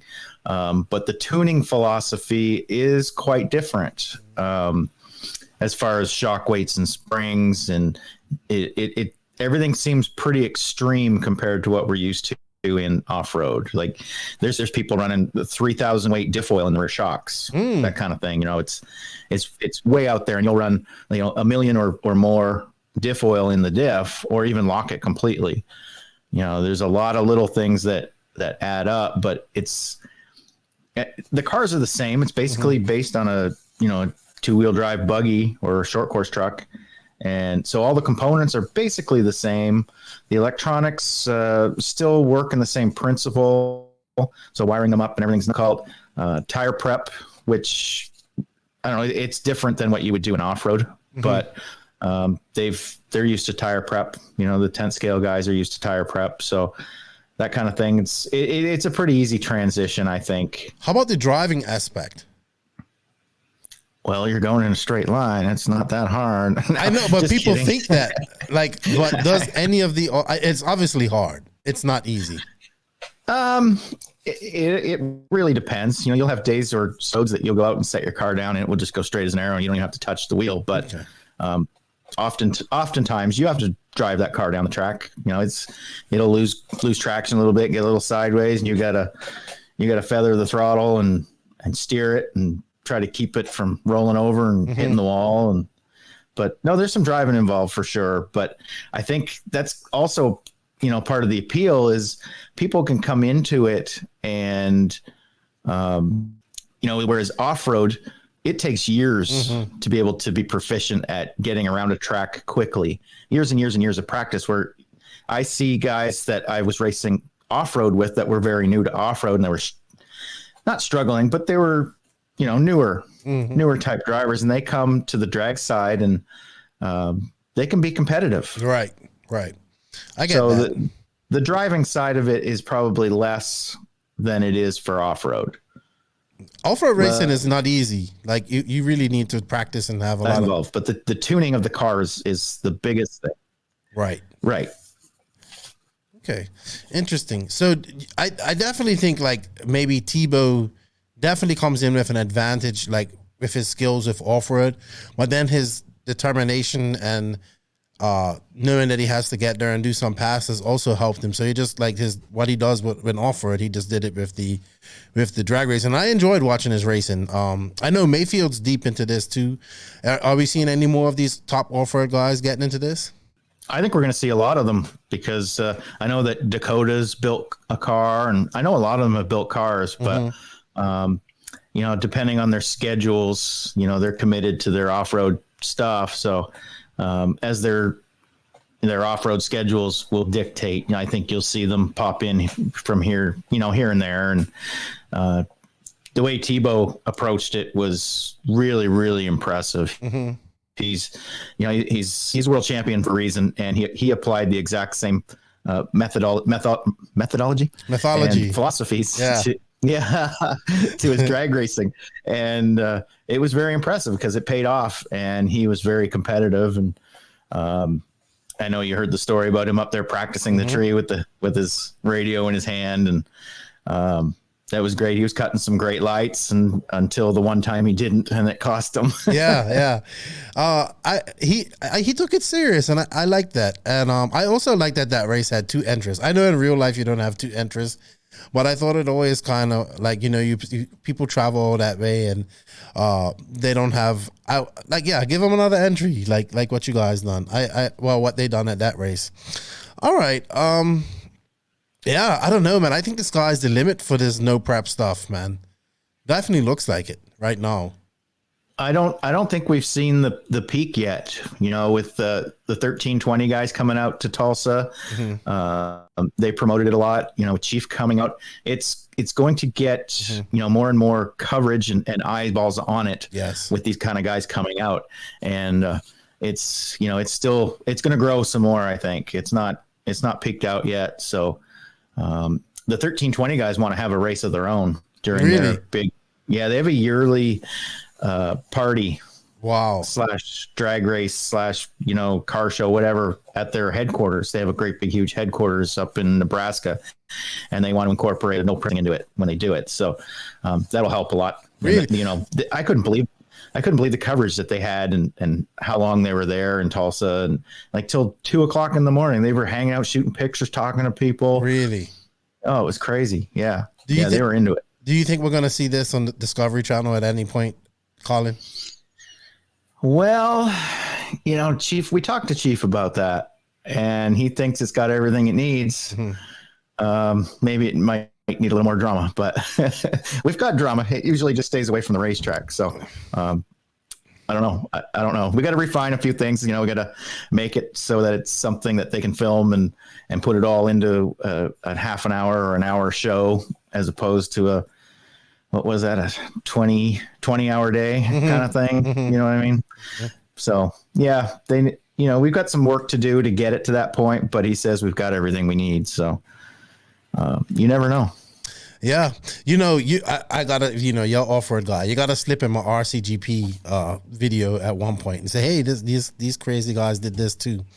I obviously speaking of RCGP video, we got was it episode 3 coming out? Yes, we do. I actually am going to be doing our early viewing of that next week. I'm so excited. Yeah. I can't wait for the American one. I think that's going to be the most exciting one, and the most people can relate with, because there's going to be a lot of American drivers there. So, and I can't wait and see what happens in 2022. Right, exactly. Yeah, and that was so much fun. That's still the race I still hold that race as the benchmark of all the races I've been to. That's what I compare everything to.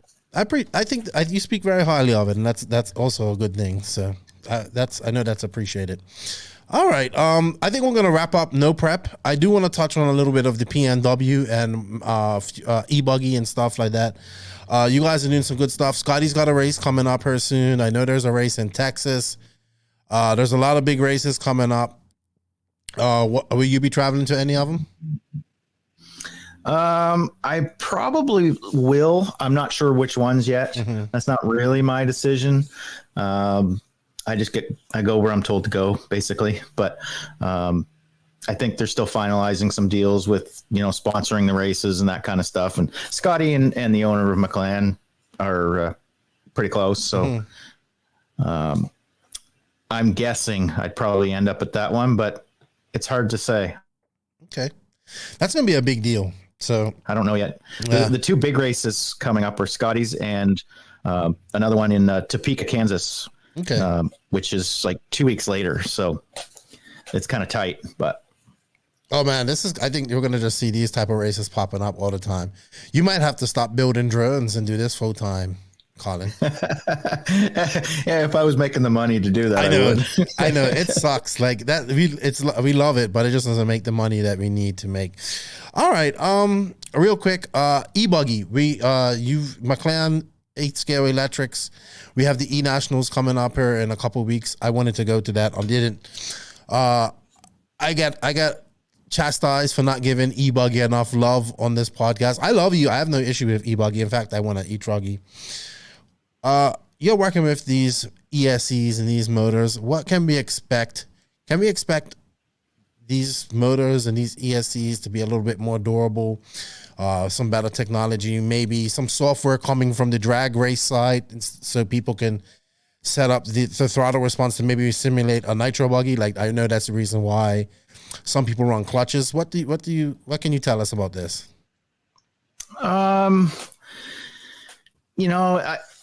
We're always working on the durability side of it. Mm-hmm. We've got a new speed control coming and new motors coming, which we've worked on the durability a bit to try to help that side of it.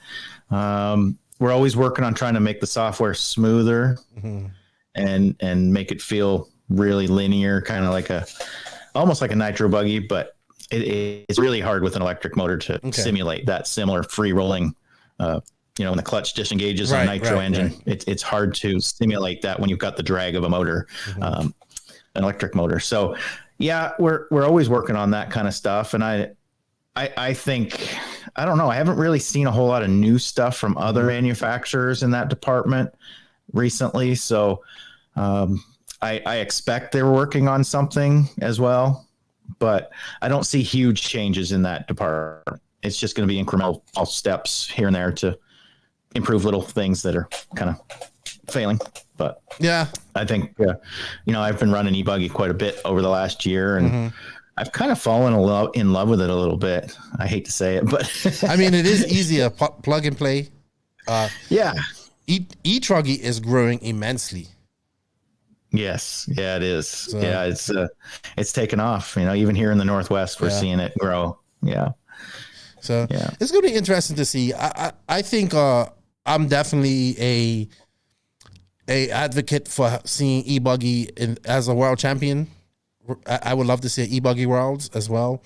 I think people think I'm against it. Obviously, I love nitro; it's the glory. But I understand that e-buggy is easier for everybody and easier for newbies to come in. So I'm all for it.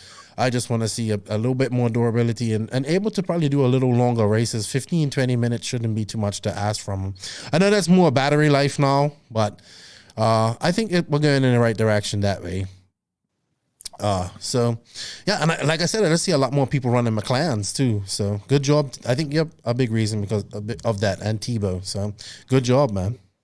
Yeah, thank you. Yeah, we're relying heavily on Tebow for a lot of this kind of stuff, and he does a lot of testing and stuff for us, and he puts out a lot of effort. So we're very proud to have him, and we work pretty close with him. It was funny because the 2 days after the Tulsa race, I went back with him up to Missouri to go testing for 2 days.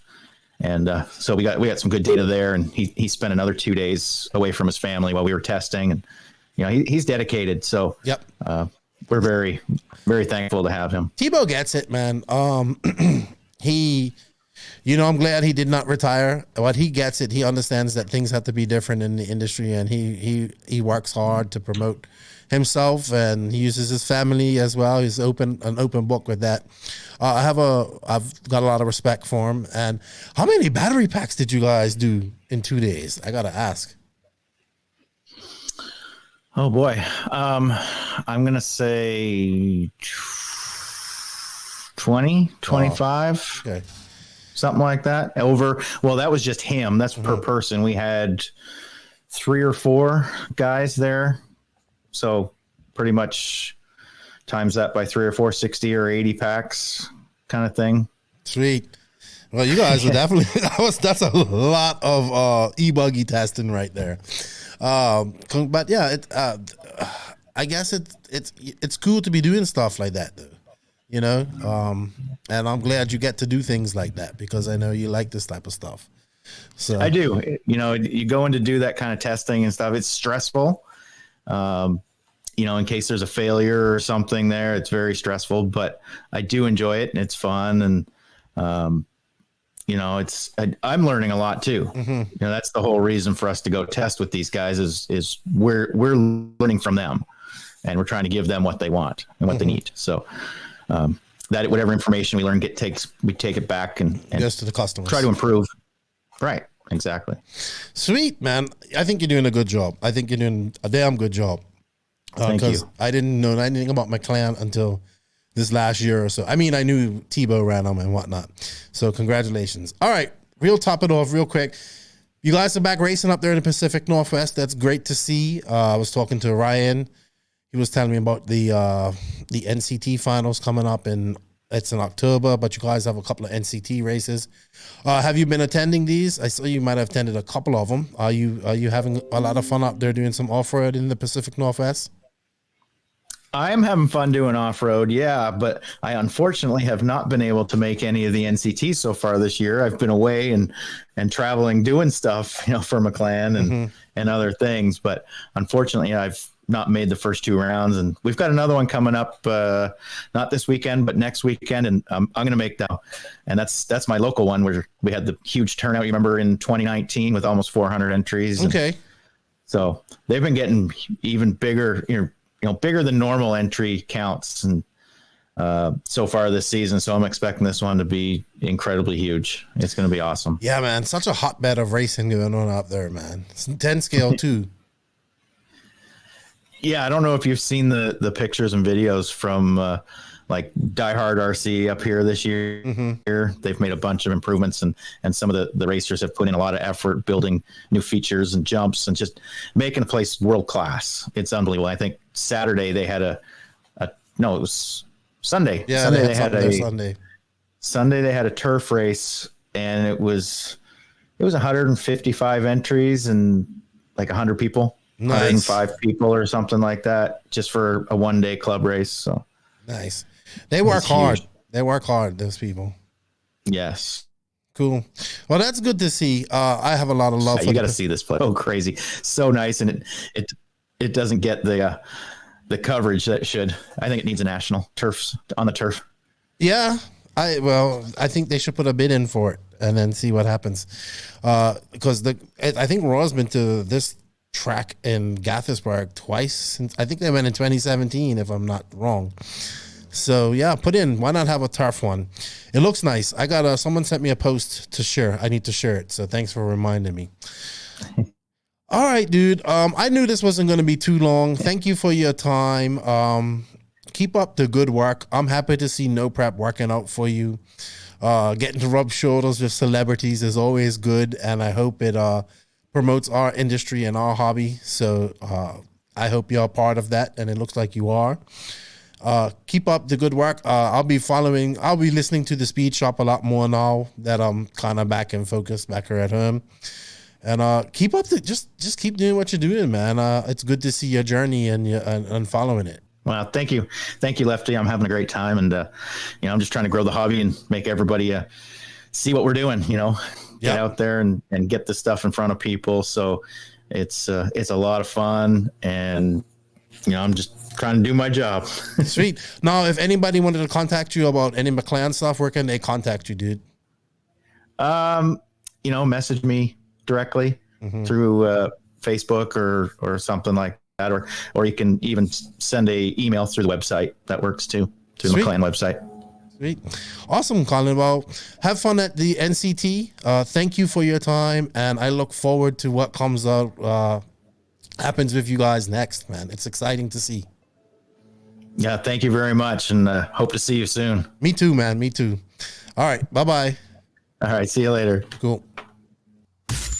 We are now at that point of the show where you should fasten those seatbelts and put your big boy pants on. Whoa. Things are about to get serious. It's time for the JQ Racing Rant.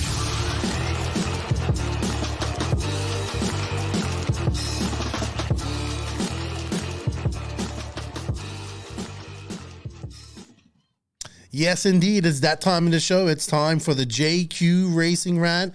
I'm back with my good buddy over here, Max Mort. And it's not really much of a rant, but it was something that was brought to my attention by a listener and friend of mine, Corey Jordan, EK. Check him out, EKJ24000 on YouTube. He was like, dude, I was listening to your episode 77 with Miguel Matias, and he was talking about fuel tanks. And I've completely forgot that he even talked about this. So I thought it's kind of calmed down the whole fuel tank debacle from the Raw Nationals. I'm still very much on the fence about it. I know we talked about it on our live, but now we can kind of sit here and talk about it a little bit more. But I just want to play what Miguel said in the interview. This is episode number 77. I think this was maybe 2020 I did this. And let's see where he starts. It's at the 2 hour, 33 minute, and 49 second whatchamacallit, marker. It's off-road gas cars, and you go through tech, and they always do the same mistake over and over and over again. When they are going to check your fuel, they are blowing into a plastic container that is hot. What do they think? And why does it happen when you're in a place that's like very hot, that's 30 somethings, 40 degrees outside temperature for the whole week? And every day you're blowing into the same tank. What do you think is going to happen at the end of the week? And why do people get disqualified for excess of fuel in their tanks? And why is it only on the end of the week? Normally, it's just stupid. It for me, it makes no sense. Checking the fuel by blowing air into your fuel tank. Yeah, it needs to be done the opposite way.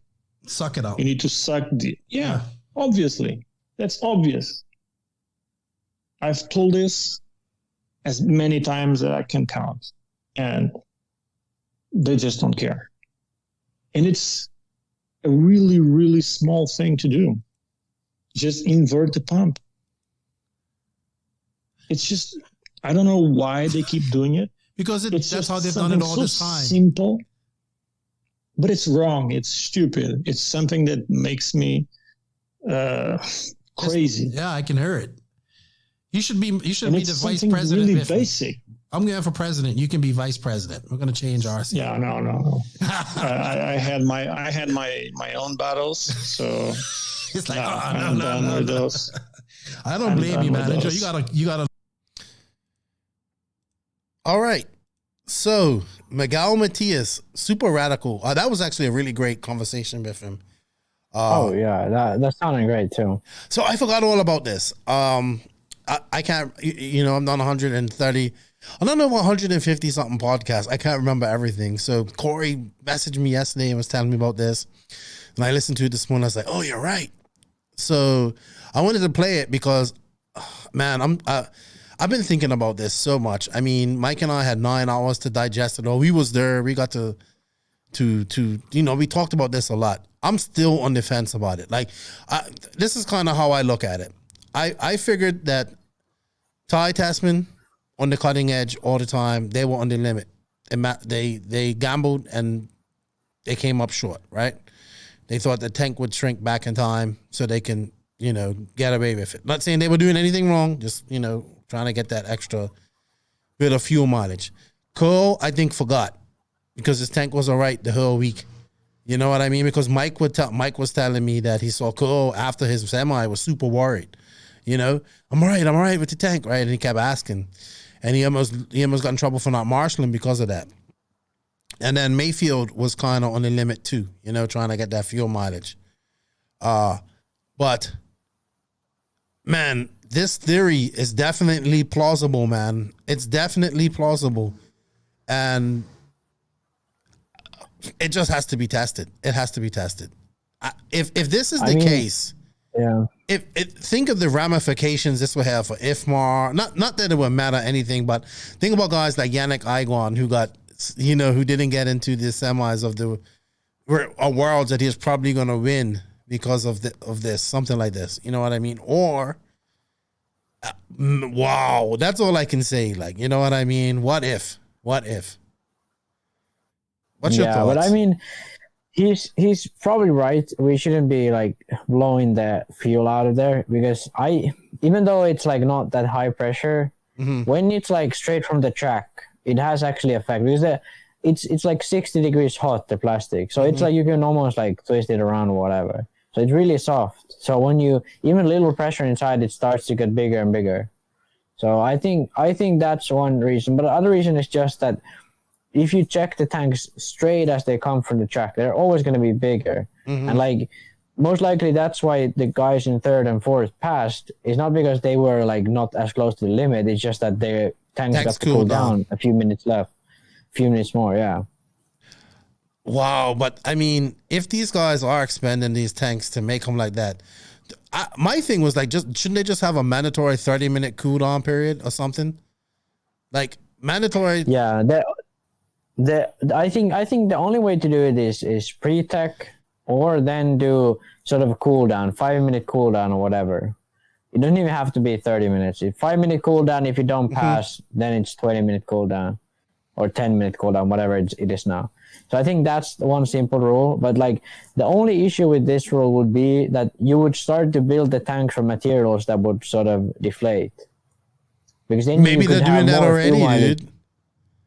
I mean, yeah, probably some brands are if they know how to do it. Yes, maybe most likely they are. What if some brands have figured out that, hey, we can get our tanks to expand an extra cc to get an extra cc and a half of fuel in at some point throughout the race, and that it has to cool down. We needed to cool down in time after the race. What if some tanks? What if somebody went and tested all the tanks and did all of that before they went out there and see which one expands the most and retracts the most? What if that's happening? I mean, yeah, probably it has happened at some point. I wouldn't be too surprised. Wow. But that's almost impossible to tech for. I know. What, like, oh, it's just crazy. Like, it's crazy. So much ramification. What if this guy was right? And what if, like, the guys are right from the Nationals and Raw's expanding tank? Well, they've been expanding tanks and causing disqualifications all these years by doing improper techniques. Raw needs to really just come out and test this and then probably even get an independent test done to clarify, to back it up. You know what I mean? Or whatever. That's what has to happen here. At the end of the day. I think just the tank, the only thing you would really need to change is to have a cool down period. Because if the tank is sort of normal temperature, it won't expand even if you put pressure into it. So like the issue is when you take the car straight after the run. So I think the cool down is enough to make the rule work.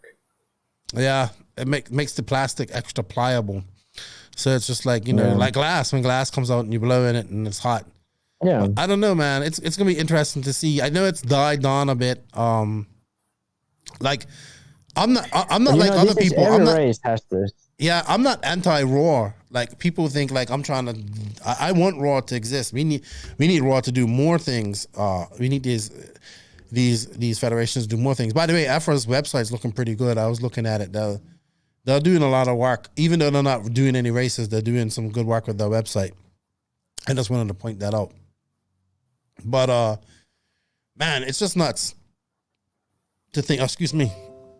Oh, I just burped. Sorry. Yeah, it just came out of nowhere. You're just dying right there. I just got caught right here. I just want to see some tests on. I think we need to keep the Raw's feet to the fire on this. And that's what, like, even though I want to believe this theory, but I'm kind of like, yeah, maybe. I don't know. Yeah. So I just think we need to do it. And if like not pushing the fuel out and sucking it out is the answer to do this, then that's just such a simple change. We should do it. And then people can't complain about it. You know what I mean? So let's just get this fixed, Raw. Let's do it. But that comes from they have to do more races and all that type of stuff. A lot of things I could go on about. All right, Max. You look tired. I know you've been talking for a long time. It's getting late there in Finland. Something I forgot to touch on before in the intro. I have to say rest in peace, R.I.P. to Rex Welch of RW Mods. He had a YouTube channel. He passed away about 2 weeks ago. All of a sudden, man, it's a shocking thing. Rex was he used to follow this show. I've talked to him a few times. Nice guy. He had a YouTube channel. In fact, I remember seeing him put up the Friday before his death. They put a YouTube video went up about the Offner motors, and I was like, wow, he reviewed one of them. So our condolences go to his family, and he's from Minnesota, so it's a big racing community. It's sad when one of our family members, RC family members, pass away, especially when they pass away suddenly. So R.I.P. Rex, man, and Nitro's the glory, man. He was really, I love Nitro. So yeah, man, sad things. All right, Max, videos for you coming out soon. We talked about that. We got the IBC race that, if we get video or something, maybe, what are you doing this weekend? Actually, are you going to the track? Probably going to be home. It's going to be raining the weekend. My parents are probably traveling. They have a holiday, so they probably take the camper and go out somewhere in the north of Finland. So I'll probably be chilling, maybe go out of town, hang out with. Your volume's going. Max's volume disconnected. I don't know what happened. He's got to connect his volume back up. He's just chilling. We're on the weekend here. I'm going to be watching football this weekend. England versus Italy. It's going to be great on Sunday. Going to the beach with my kids probably as well. Got an RC boat. I'm waiting for some batteries to take that out and have some fun. Going to do some crawling here soon. Follow the IBC race. Yeah, just getting some content ready for you guys next week. Max, did you get your microphone sorted? Yeah. There you go. Does it work now? Yeah. Battery died or something. So. Yeah, my mic battery died, but I guess I can use the aux cord. Mic battery. All right, Max. Thank you for your time. I appreciate it. Have a good weekend. Remember, guys, go check out Max's YouTube channel. Let's get him up to 1,000 subs. Hit that notification button. Hit that sub button. A lot of great content on there. Hit that sub and notification button for us too. As well, we got to grow our YouTube. We're at 1,300 subs. I would love to get to 1,500 by the end of the summer or before. 2,000 by the end of the year or way before would be great. Yeah, I think that's it. Shout out to all the NNRC squad around the world. Without you guys, we can't do it. Thank you for listening and downloading the podcast. We're having fun doing it. Hopefully get to go to some races and do some more coverage for you guys. Shout out to the patrons of the podcast. You guys go the extra mile. If you wish to become a patron and support what we guys are doing here a little extra, you can. The link for that is in the written description of this podcast. Shout out to all the awesome sponsors, man. Showing the sponsors some love shows the podcast some love. Mayako, TNR Fuels, Hitec RC, Beach RC, Tekno RC, Sun City RC Racing, Manscaped.com. Don't forget to use that promo code, save 20%. RCGP, Racecraft USA, Wally Builds, Papa Willie's Traction Tonic. There's a promo code for them. Lugs Racing Tires. Hey, show some support for these guys. It helps us out a lot. Thank you for their support. Max, that's it. Short one. It's good to be back in the studio and chatting with you. I got some new lights too. Next one, they'll be pink. I saw. Yeah. Looking fancy. Yeah, I can put all different. I'm going to have pink next time. It's going to be great. I actually had pink with my interview with Colin.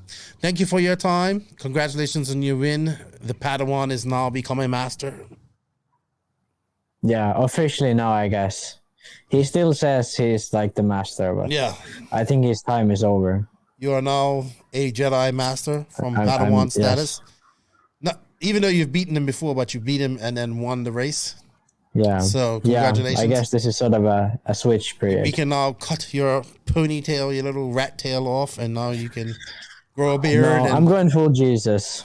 Yeah, there you go. You go grow a beard, grow your hair long, become like a full Jedi, Jedi Knight, and probably piss off the Jedi Order because that's what you do.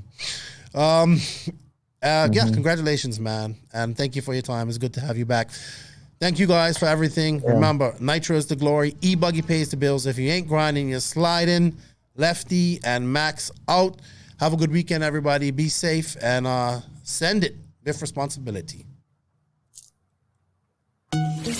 Thank you for listening to the No Name RC podcast. We greatly appreciate all the support and love from you, the listeners. Without all of you, none of this is possible. Special thanks to our patrons on Patreon. If you wish to support the podcast further, you can at patreon.com/NNRC podcast. As a patron, you will receive early releases, special content, and patron-only giveaways. Also, please follow us on Facebook, Instagram, and our website, www.nnrcpodcast.com. Remember, Nitro is the glory, but E-Buggy pays the bills. If you aren't having fun, it doesn't make sense. And if you ain't grinding, you're sliding. Lefty out. Nitro is the glory. Nitro is the glory. Nitro is the glory.